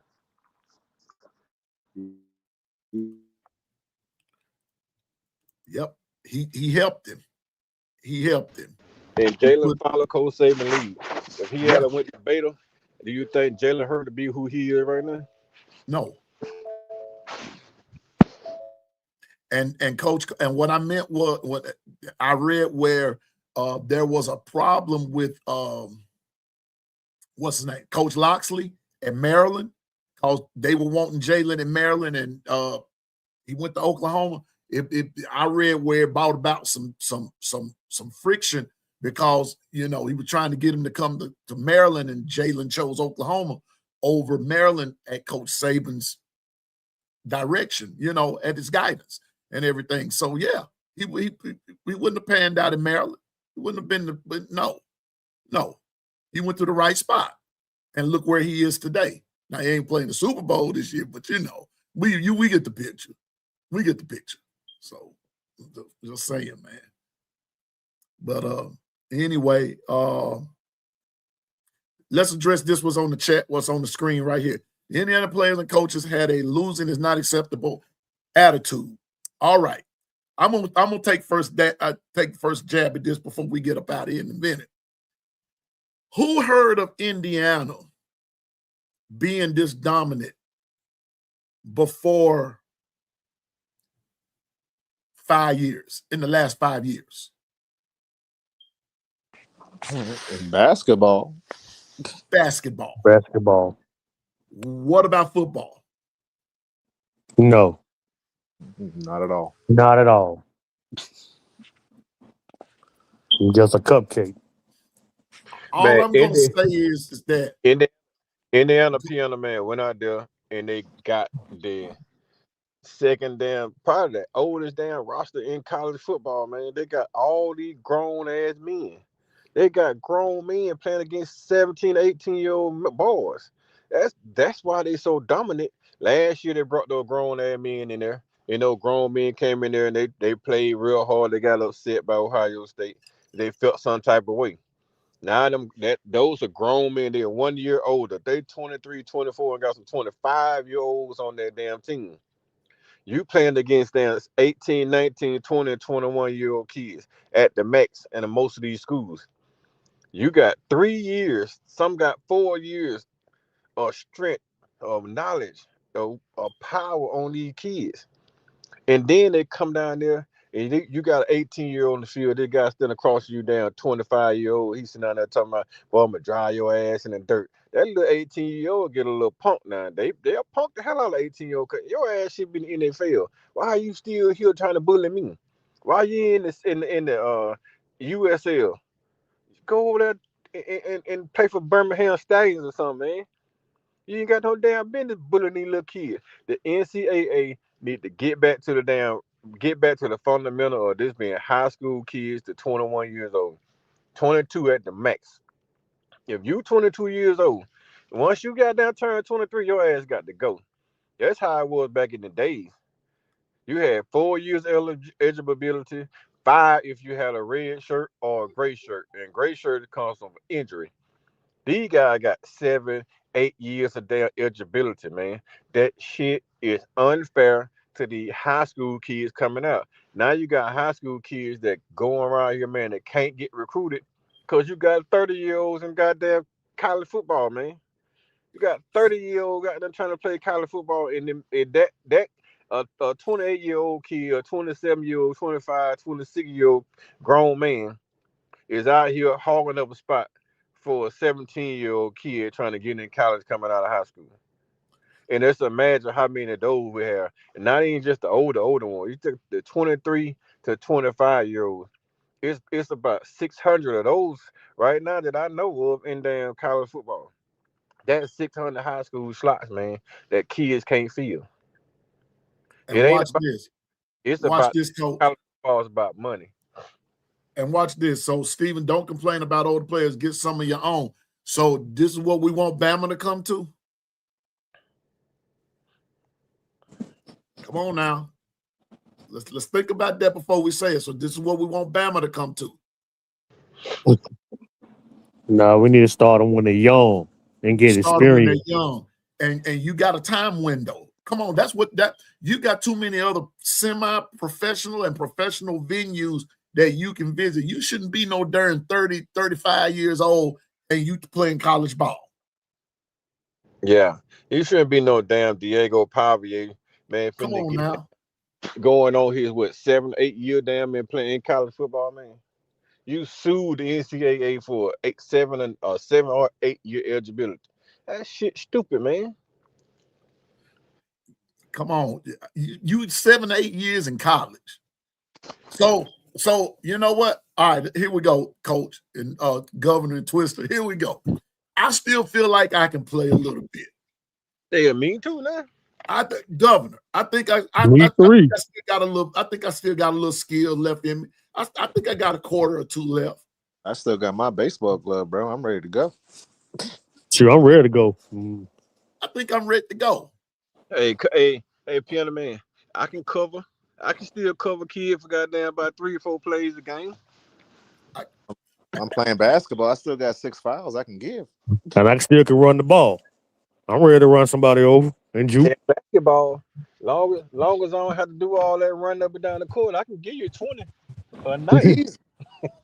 I'll give you a couple of yards, not like I used to, but I'll give you at least about 50 or 60 yards. So I'm going to get out there and I'm going to play. Let's just say I'm going to play the Mike position. And here I am at the age that I am, and I'm going, and I'm being realistic, and I'm going up against, let me see, I'm 5'10", and let's see. So I'm going up against a 6'3", 325-pound, 20-year-old. But I still think I can play. But with all this money on the line, how long you think they're going to play me, Coach? You ain't gonna play long. Not long. Not long Not at long at all. all. Well, I tell you one The thing. one series. You go up against that 20-year-old, and you ain't got to go up against that 20-year-old once or twice a quarter, you gonna dominate that 20-year-old. Yeah, Because you got too much knowledge. yeah. You got too much broad strength, and then you're gonna use all the tricks in the book that 20-year-old gonna try to outspeed you. He's not gonna try to outpower you because he's gonna be like, man, they're old here. He big, he gonna have the strength. But you're gonna try to outfast you. Man, you know what we do when you try to outfast us back in the day? As soon as you come off the line, them boys stepping on your damn feet. Yeah, step on your damn toe, and now you got turf toe or broke down toe, or you hopping up the damn field. They were doing so much dirty stuff to you, punching in your gut. Come out that line running too fast and get a gut punch. Now you're on the sideline throwing up. I'm just saying, man. I think there needs to be some it got to be some guardrails somewhere. Because here in a minute, what we're saying is comical, but somebody's gonna try it here in a minute now. Basically, what he's saying, he's using his veteran instincts against this young rookie because you're young and hungry, but we've been around the block so many times, we know the tricks and the trades. Hey, yeah, we season and know how to marinate in the meat, and we're gonna put you in there and you're gonna be marinating in just a minute. Because I'm gonna make it happen for you. But like you said, though, realistically, there needs to be some guardrails, there needs to be some stipulations and everything. Because I'm telling you, it's already out of hand. It just hadn't spilled over yet. That's all I'm saying. It hadn't spilled over yet. I just got a quick question though before you go, P. I got a quick question because I was listening to Coach Carl. Are we saying are we saying that it's unfair to the younger kids because we got these old veterans on? If that is what you're saying, Coach, then the approach that the coaching staff has now, not being defensive, if they're getting rid of all the veteran guys that we've had and we're starting young, but we're complaining about all the veterans leaving. Is that what you're saying? I'm just trying to clarify. I think you're talking about the age gap, Governor. Like Oh, them guys are too So, old. uh, you got you think on. about this, Governor, right? If you got, if you have a team right now, right, and your average player on your team is 23 years old, right? That is your average. The average player on your team is about 23. The oldest player on your team is 25. Oh, they fair. So what so say that now in high school, if we knowing that the age limit is no limit to play in college, why not just raise the limit on kids in high school and say the kids in high school you can play football until you 20, and then at 20 you can go to college and play college football. So what so say that, man? Because if you can do it in college, why not? Why they can't do it in high school? They can get an extra year or two in high school to develop their skills and get better. That's what they're doing in college right now. Yeah, They stand in college extra 2, 3 years trying to develop their skill for the NFL. And a lot of times they still not gonna be good enough for the NFL. So they're just trying to get the money that the young kids may have gotten coming out of high school. They're trying to get it for themselves, so they don't have to worry about going out there in the regular world and finding a job. These damn 25, 30 year olds in college don't even have college degrees, man. They're just there to play football. They that's don't a even have degrees. They ain't have. I mean, shit. You 25 years old in college. You should be working on your damn masters, or you already have your masters. Yeah, working on a damn doctorate, a jury doctorate or some shit. But these motherfuckers are only in college, man, just to be there. They don't even go to class. They just register and they go in the football facility and they sit down there and work out all day and watch film and try to get better and get advantage on the kids that got to go to school. These kids going to school every day. You sitting in the locker room smoking cigarettes and drinking. You got a point on that. Come that's on, Coach Carl bro. got a point on that, yo. that's why back in the day it was just different because our guys came in. The model what Trent said, I listened to him on his podcast. The model back in the day was 3 years and done. That was it. That was it. 3 years and I'm going to the NFL. Yep. And you saw that. Reggie Ragland was there for 3. He was a backup for 2, started 1 year and went to the league. 3 years and done. If you was longer than 3 years, there's something wrong with you. I got a question for all y'all. Governor, Coach Carl, Piano Man. What made these players that age still be in the league for about 10 years? When I first heard about it was Bo Nix. He was in Auburn for a couple of years. Now he went to Oregon. I think he played about 2 or 3. And now he going pro. How old is Bo Nix in the NFL now? Bo Nix played 2 years in Auburn, 2 years in Oregon. Bo Nix left. He was 22 years old. He graduated out of college. He was 22 years old. He only played 4 years in college. He didn't get 5. He did 4 years total. He did the same thing that most kids do when they get them 22, get them 4 years. They leave, go to NFL. That's how he done it. He did exactly the way it's supposed to be done, bro. Oh, It ain't nothing against Bo Nix. He did that shit the right way. Who's okay, okay. But who's a back to but LA. back to what I was saying. Like, I didn't mean to cut you off, Governor. No, go ahead. Back to what I'm saying. Why they got these guys around that age, like 24, 25, and you got, let's just say Ryan Williams came in at 17. Okay, he's young. Some people talking about he's too young to be out there, but he did his thing at 17.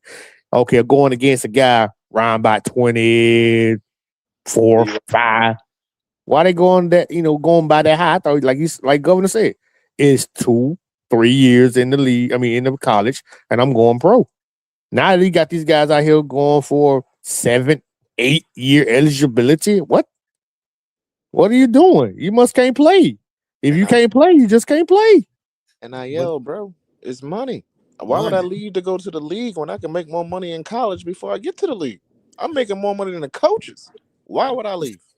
Yeah, but you taking away about the young guys who want to get what they had already. Young guys hungry too now. I'm worried about my check. My check, exactly. This is business, bro. This is business. If you want to give me money, I'm going to stay here, and I'm going to continue to stay here. I might not even have plans to go to the league no more. I already made my league money. We did this. Yeah, I agree. We did do this. This is what happened. It's getting out of hand. And it's getting out of hand. It ain't there yet, but it's going to get there. Watch. Give it a couple more years. What about the quarterback that went to like the 7th school?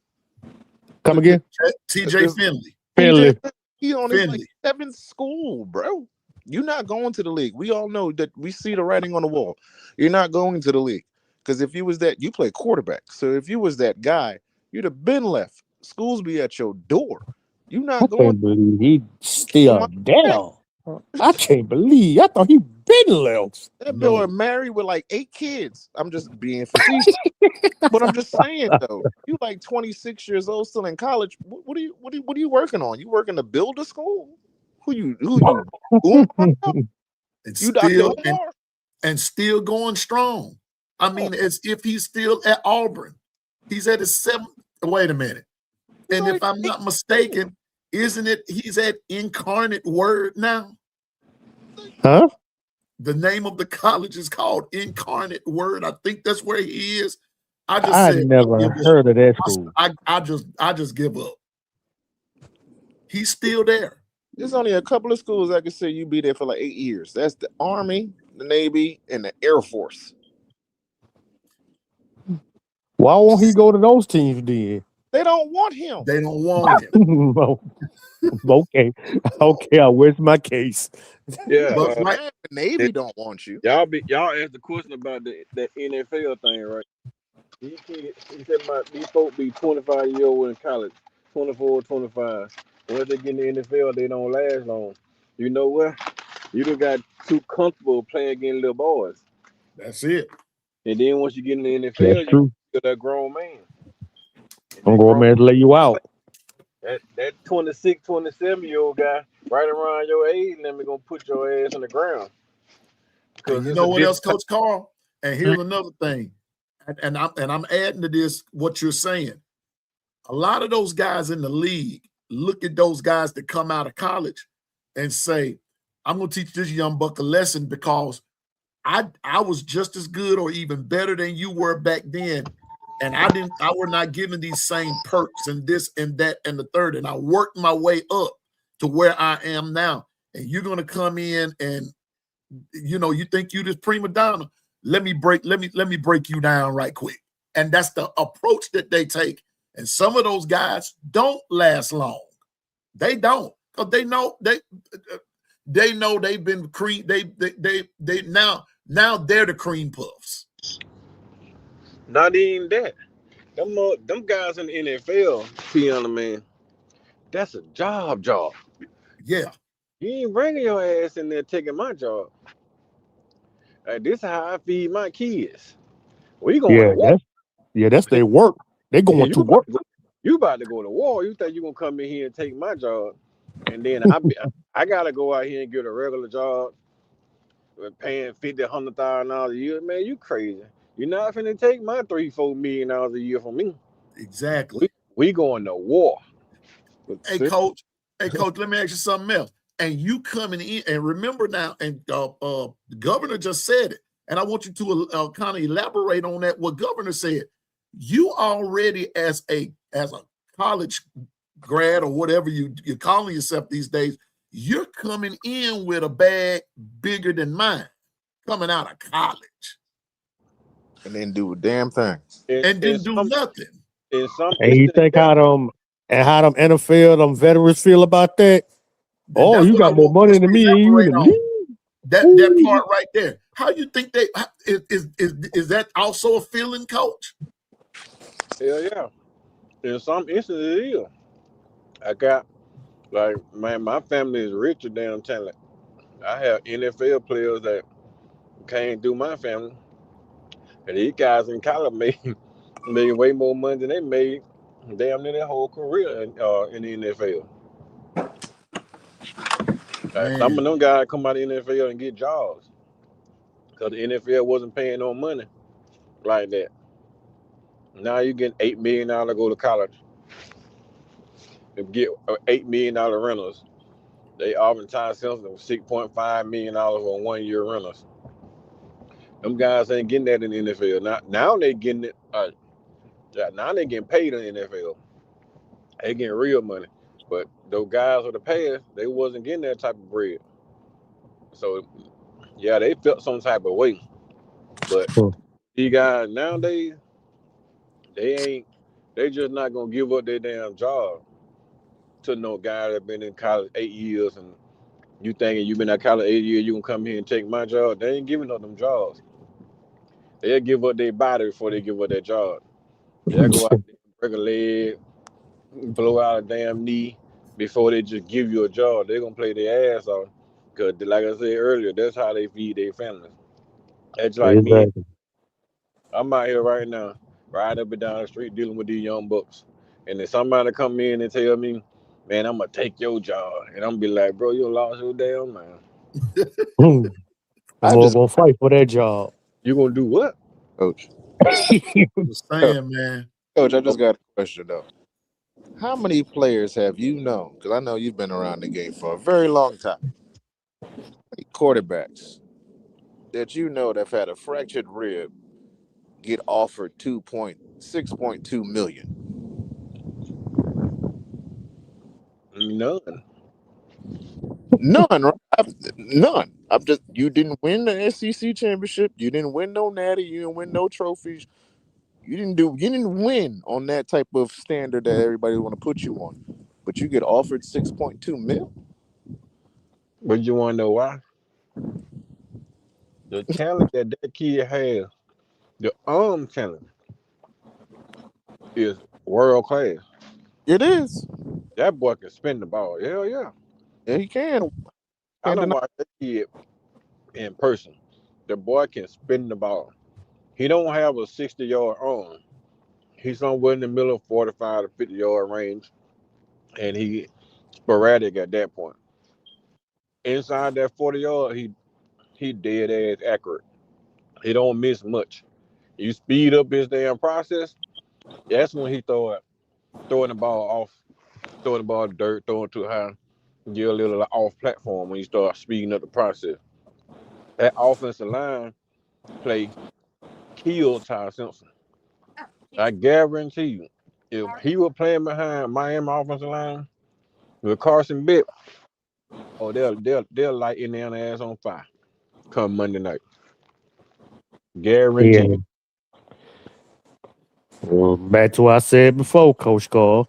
It In the ball. all starts with the O line. Yep. Well, I'm gonna say this. It goes to show I just proved my point. For 2 days now, we've talked about we just taken Alabama as this model, talked about the transfer portal, and we've talked about the business side. Now, for those of you that just want to talk about football, I just proved to you that you got to incorporate business now because that's where we are, and we have to embrace that. And I just found it important that looking at how this transfer portal went, Coach Carl, Governor Twister, looking at how it went, I just got an alert on my phone. I'm going to read that in just a second. It has nothing to do with football. It's something else that's going down, but it's all tied into what something that Governor was talking about here just a minute. Well, I think it was yesterday and everything, but I'm going to talk about that in just a second. But we got to incorporate business with it now and know the ins and the outs of it. We don't know all of why these guys are transferring. We just know that they are. But for whatever the reason they are, first of all, we as fans wish them well and thank them for their time at Bama. And we want them to go and ball out wherever they are. Because I'm like Coach Carl, Governor, Twister, or anybody that's fair. I want you, because of where we are now, I want you to get your money. I want you to get it. And if you think that you can prosper elsewhere, go for it.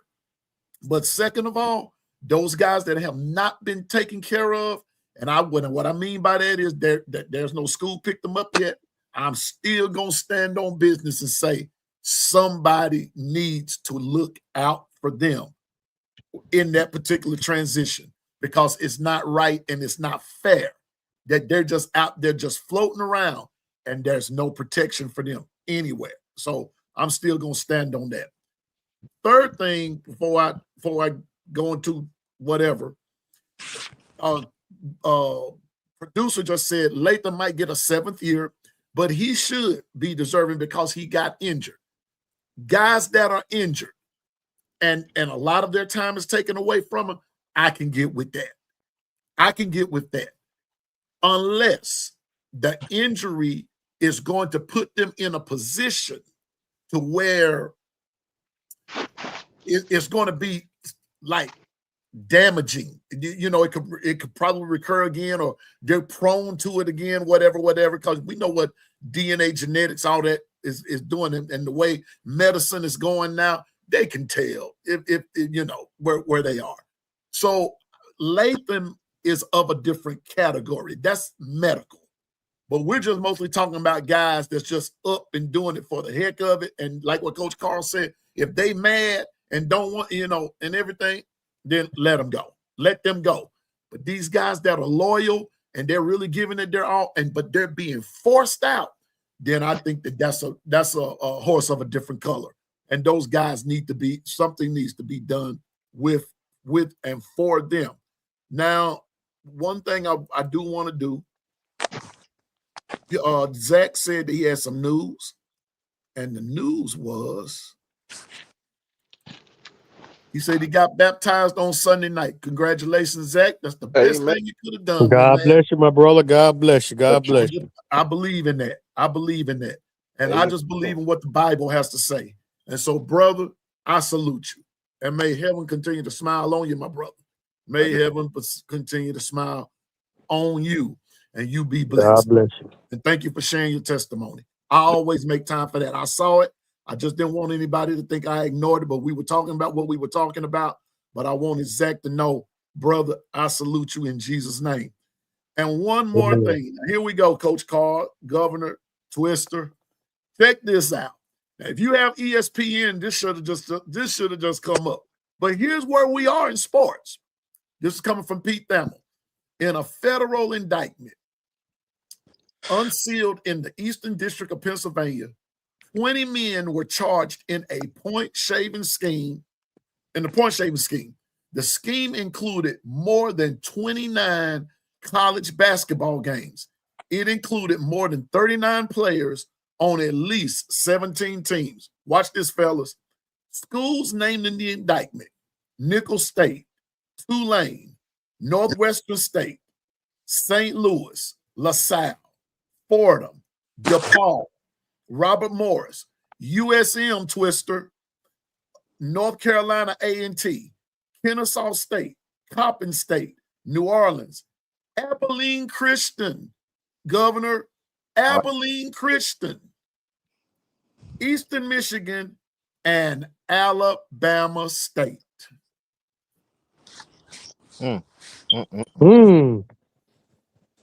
Coach Carl, please speak on that. Speak.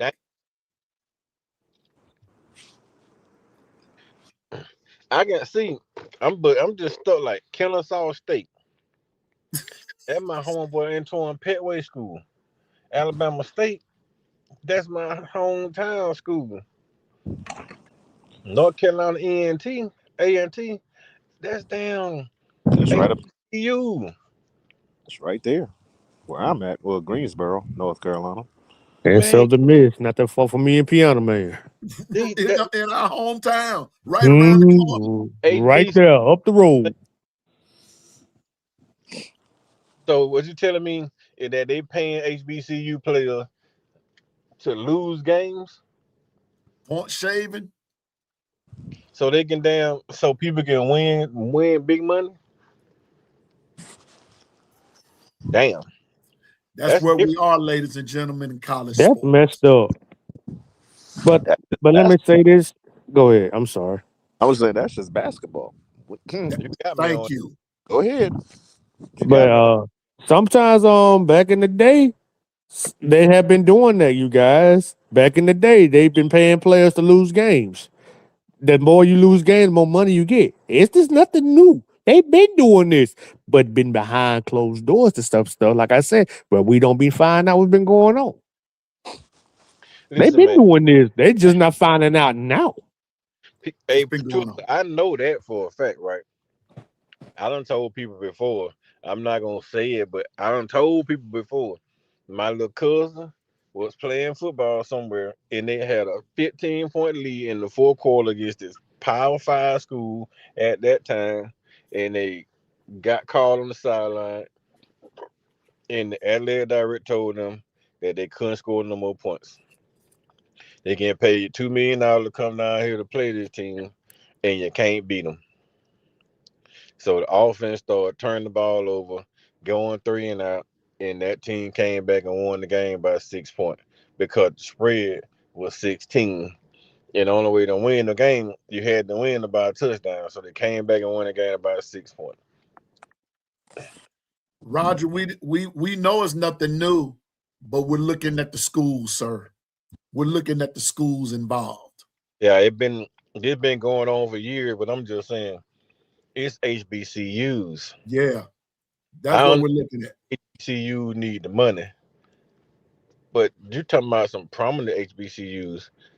Some Exactly. some kids, man, that wow, they and some of the HBCUs now that have the opportunity to play down in the NBA G League. Their names about to be trashed, and they're not even gonna get selected for the G League. Mm. That's what I'm saying, like they really about to ruin a whole lot of kids' damn lives, future Whew. back programs at the schools. They about to ruin revenue for these cities that them schools is in. Exactly. Only because you damn thirsty for a damn few dollars. If you're not getting millions off of this crap, man. You just wasting time. And a lot of It's- people like some of those NBA guys, they wasn't making $1 million. They were making 10, $15,000 off these damn games that they were selling. Like, Mm. why? What the hell Alabama y'all State, gonna do getting it illegally? Montgomery, really? Just telling you, man. That's all we're saying, Rogers. That we're looking at. We're not looking at what happened. We're looking at who's committing this. Cause you come on, Alabama State. Are you kidding me? Bro, Kennesaw piano, Poppin State. I was just at Alabama State Saturday, man, trying to broker deals to get in the athletic facility to start sending down players over there to get recruited with the basketball team. And I was seldom sending freaking miss. the basketball team. See, I look a little bit different. I don't try to highlight the HBCU schools. What- Did the Say that report say? Did the report say what year it was going on? How long it been going It, on? it just coach and governor. It just broke. The story just broke. They just gave like this little part right there. What I just read. But I guess as we continue to listen later on, as more of the story develops, we'll see what year they're talking about. What we'll know the whole deal. Mm. if they're gonna do all that, I'm telling you, it's not just the HBCU schools that's doing this. It's also the Power Fives and all that. But I don't like the fact how they just highlight that. I'm telling Yeah, you. it's always Power Fives, man. Well, Everybody doing that.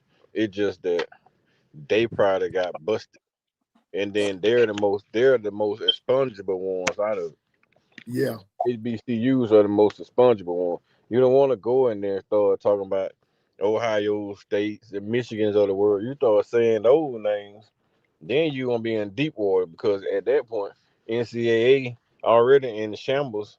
Now they don't want to get the damn legislation that they really need. They don't want the government to come in and say, well, y'all gotta adapt the NFL model. Y'all got to have the NFL policies. They don't want that to go in the NCAA. So they stand the hell out of it. So if they start dropping bigger names, and bigger names gonna come out because these small market schools ain't laying down by themselves. Alabama States ain't gonna go down by themselves. Now I'm telling you, they gonna be like, yeah, we shaved them damn points, but it was only because Michigan told us that we couldn't damn come close with them 15 points.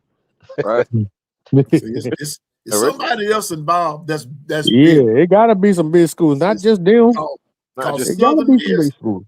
I'm looking at USM, Southern Miss. Yes. I'm thinking about who all they play. So, okay, I'm just gonna leave that right there. Please do. Stay And you tuned for think about further developments. That's Please all I'm do. gonna say. Piano Man, please keep us posted. Oh, I Please. will. Peter, man, I can damn near guarantee you a lot of that shaving came in the damn tournament. Yeah, tournaments. Yeah, it ain't no regular. Well, I ain't gonna say it ain't no regular game. A lot of it tournament time. It's Tournament tournament time. time because those guys don't usually play against the bigger school unless it's in the tournament time. What But So, about most exhibitions? most What of the about time, exhibition games too? games too. yeah, most time if they playing a big school, they getting paid to come play a big school. They don't give them $2 million to come play them. You know, you get paid $2 million to get your head beat in. So yeah, of course, at that point, you know somebody gonna pay you $2 million. They gonna want to beat your head in. They gonna want you. They don't want to beat you by 20. So right. shit, $2 million, you go there and take a 20-point loss. I mean, You trying shit. to humiliate them, huh? If I know I'm a down 70% down 3-point shooter, and Alabama gonna pay us to come and play them, I'm not going 70%. I might go down 25% from three, and Oh, say I had an off night. But that $2 million then look really good coming to the basketball program now. You can Man.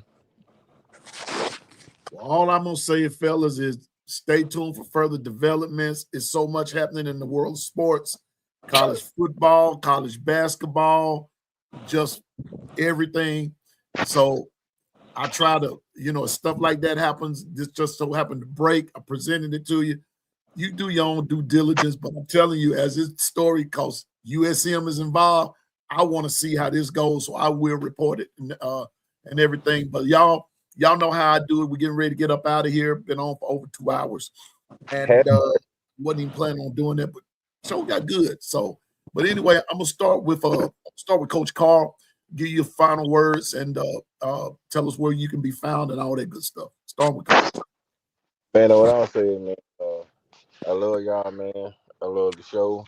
I love being.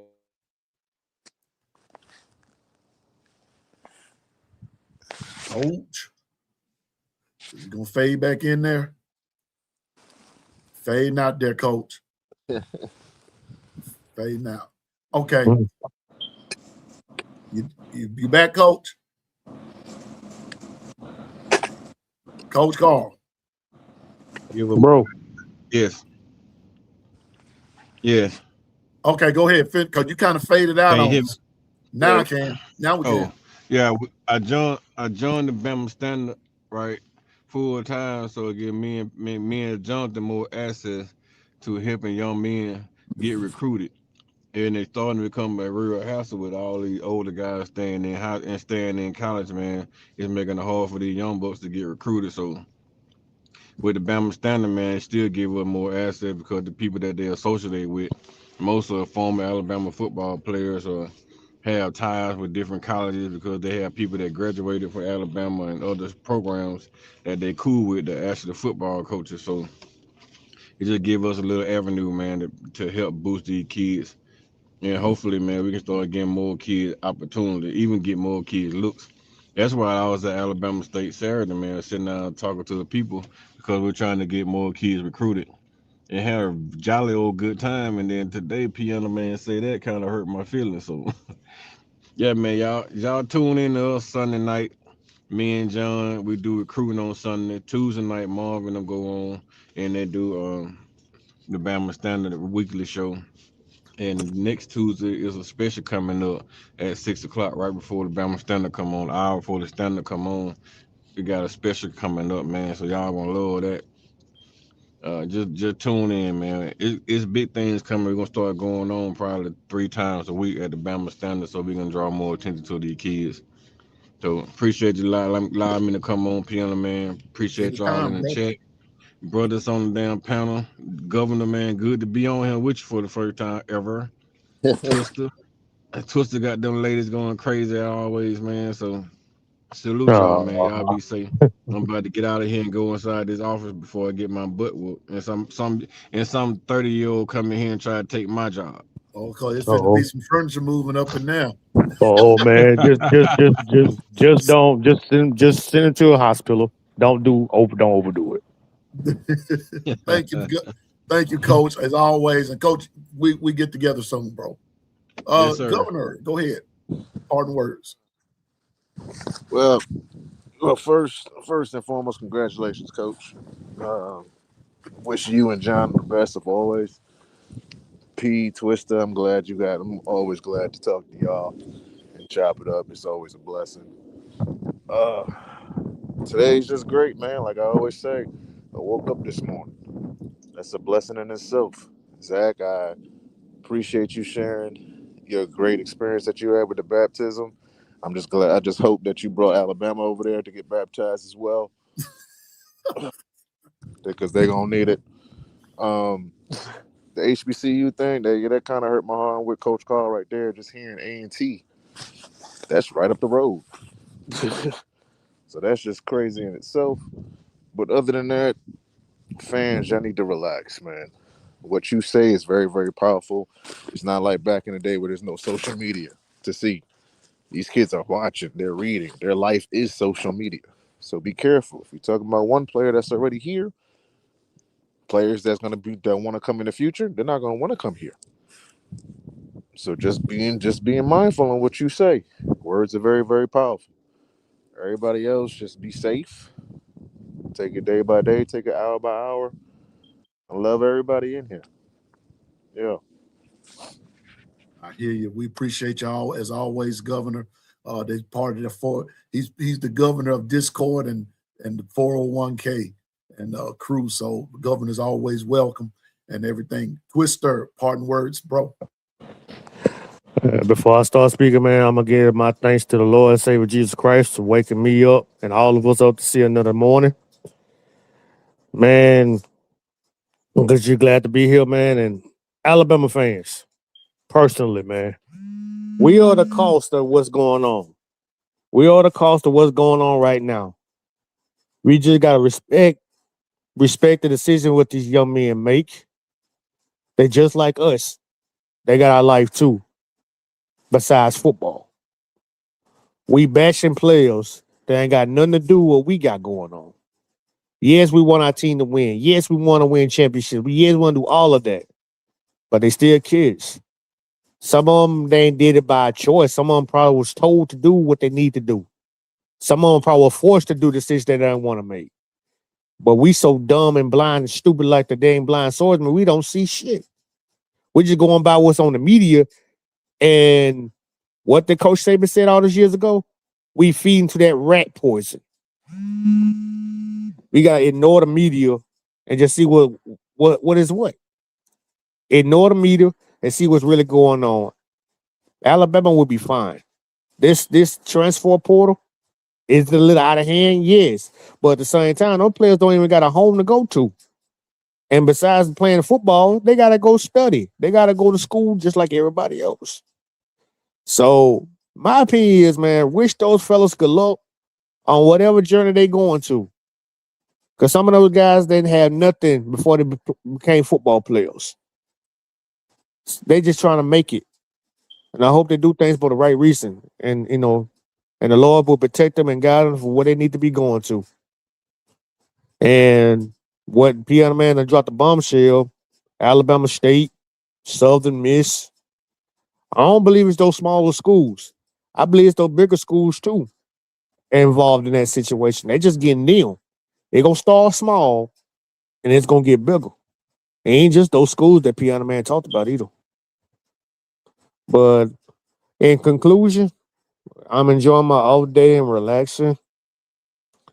Probably go ride out, see what's going on in old Hattiesburg, see what's going on out there. Probably grab a couple of groceries and whatnot. But other than that, man, God bless everybody, man. Y'all be safe. And I forgot to say, salute to Zach for getting baptized. God bless you, man. You know, good luck on your new journey, man, for your success and your redemption, man, and follow the path that the Lord wants you to follow, my friend.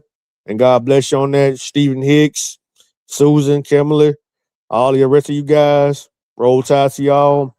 God bless you. Love you, guys. And Piano, man, like always, man. Thank you. Thank you very much, sir. Oh, Roll anytime. tide, my brother. Your old time, man. You know you part of the gumbo chef. You and Bishop and Yes, sir. Governor JB. Y'all part of the crew. And there's also as always Coach Coach Al, Coach Carl, Be Sharp. All of us that do this. Hey, we're all part of the network together. The first thing I want to say before I get out is Zach. God bless you, my brother. Again, and I want to use the words of Coach Saban. Enjoy the process. On your way to the prize. Enjoy the process. Christianity is all about the process. Any religion is all about a process. You don't just and then make it to the no. There is a journey. As Twister said, enjoy the journey and you will learn. You will learn what fighting is really all about. Continue to pray and like the word says, seek first the kingdom of God and his righteousness and everything else will come, including Governor Sheets and 1,003 account. They'll come to you in due season and everything. So just continue to do what you do, Zach, and we're praying for you and your family. As we go on, as I always say, I'm thankful for Twister and Governor and all of the others, Coach Carl, Bishop, everybody. Icebox, thanks for coming by, bro. And for everybody that's in the chat, thank you for stopping by. Now, I'm going to do something here that I normally don't do. I hadn't done it in a while, but I'm going to ask you something that B Sharp says. Tell a friend to tell a friend. I am almost at 500 subscribers. Please tell somebody to join us. Subscribe to the channel. Because we wanting to continue to bring out the best in content, but we want somebody to talk to as well. And so our channel is growing, and I tend to do pretty cool in the off season, Governor and Twister. It seems like that's my time in the off season because I'm going to find something to discuss, and we're going to learn to get along with it and respect each other's opinion about it. We're going to have fun doing it. But if you can help me get to 500 subscribers, I will be so appreciative, and we'll have a good wang dang doodle and everything. But as I always say, is in closing, stay focused, drive, and go forward in the name of the Lord. And remember, you can do all things through Christ that gives you strength.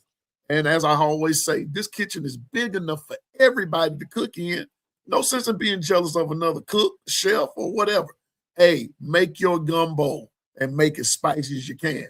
And at the end, everybody's going to get something to eat, right? All right. So, hey, so don't be jealous. Don't hate. Get in there. Participate. Do your thing. And I guarantee you somebody's going to eat your cooking. So with that being said, remember, Piano Man ain't no expert. I just know what I'm talking about. So anyway, with that being said, on behalf of the governor and Twister and the bishop and Coach Carl and the 401k crew, and don't forget Stephen Hicks, OG Gill, and the voices of No Mercy and the No Mercy crew, salute to you. Got to keep it real with you all the time, everybody in the chat. But I also wanted Kimberly and Carla to know that I had my mason jar today. And as you can see, everything was kind of clear. So y'all know what that means. But anyway, y'all have a great day. Everybody be safe. Twister, be safe on that road, but you're off today, but still be safe.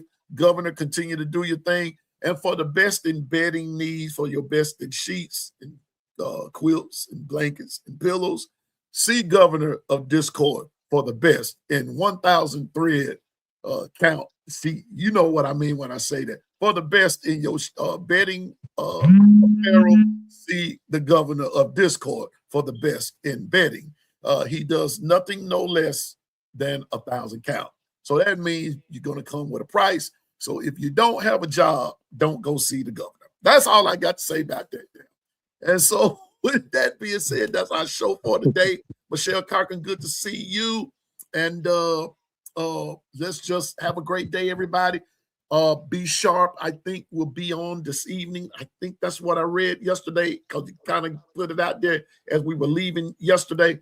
But I think Be Sharp is doing a live this evening. Let's be sure and catch my brother, and let's get in there, let's dialogue, and let's do the doggone thing. So until the next time in the morning, on behalf of everybody that I named, Piano Man is out, the gumbo chefs are out, and the kitchen is closed. Everybody, y'all have a great day. Keep it safe and roll tide.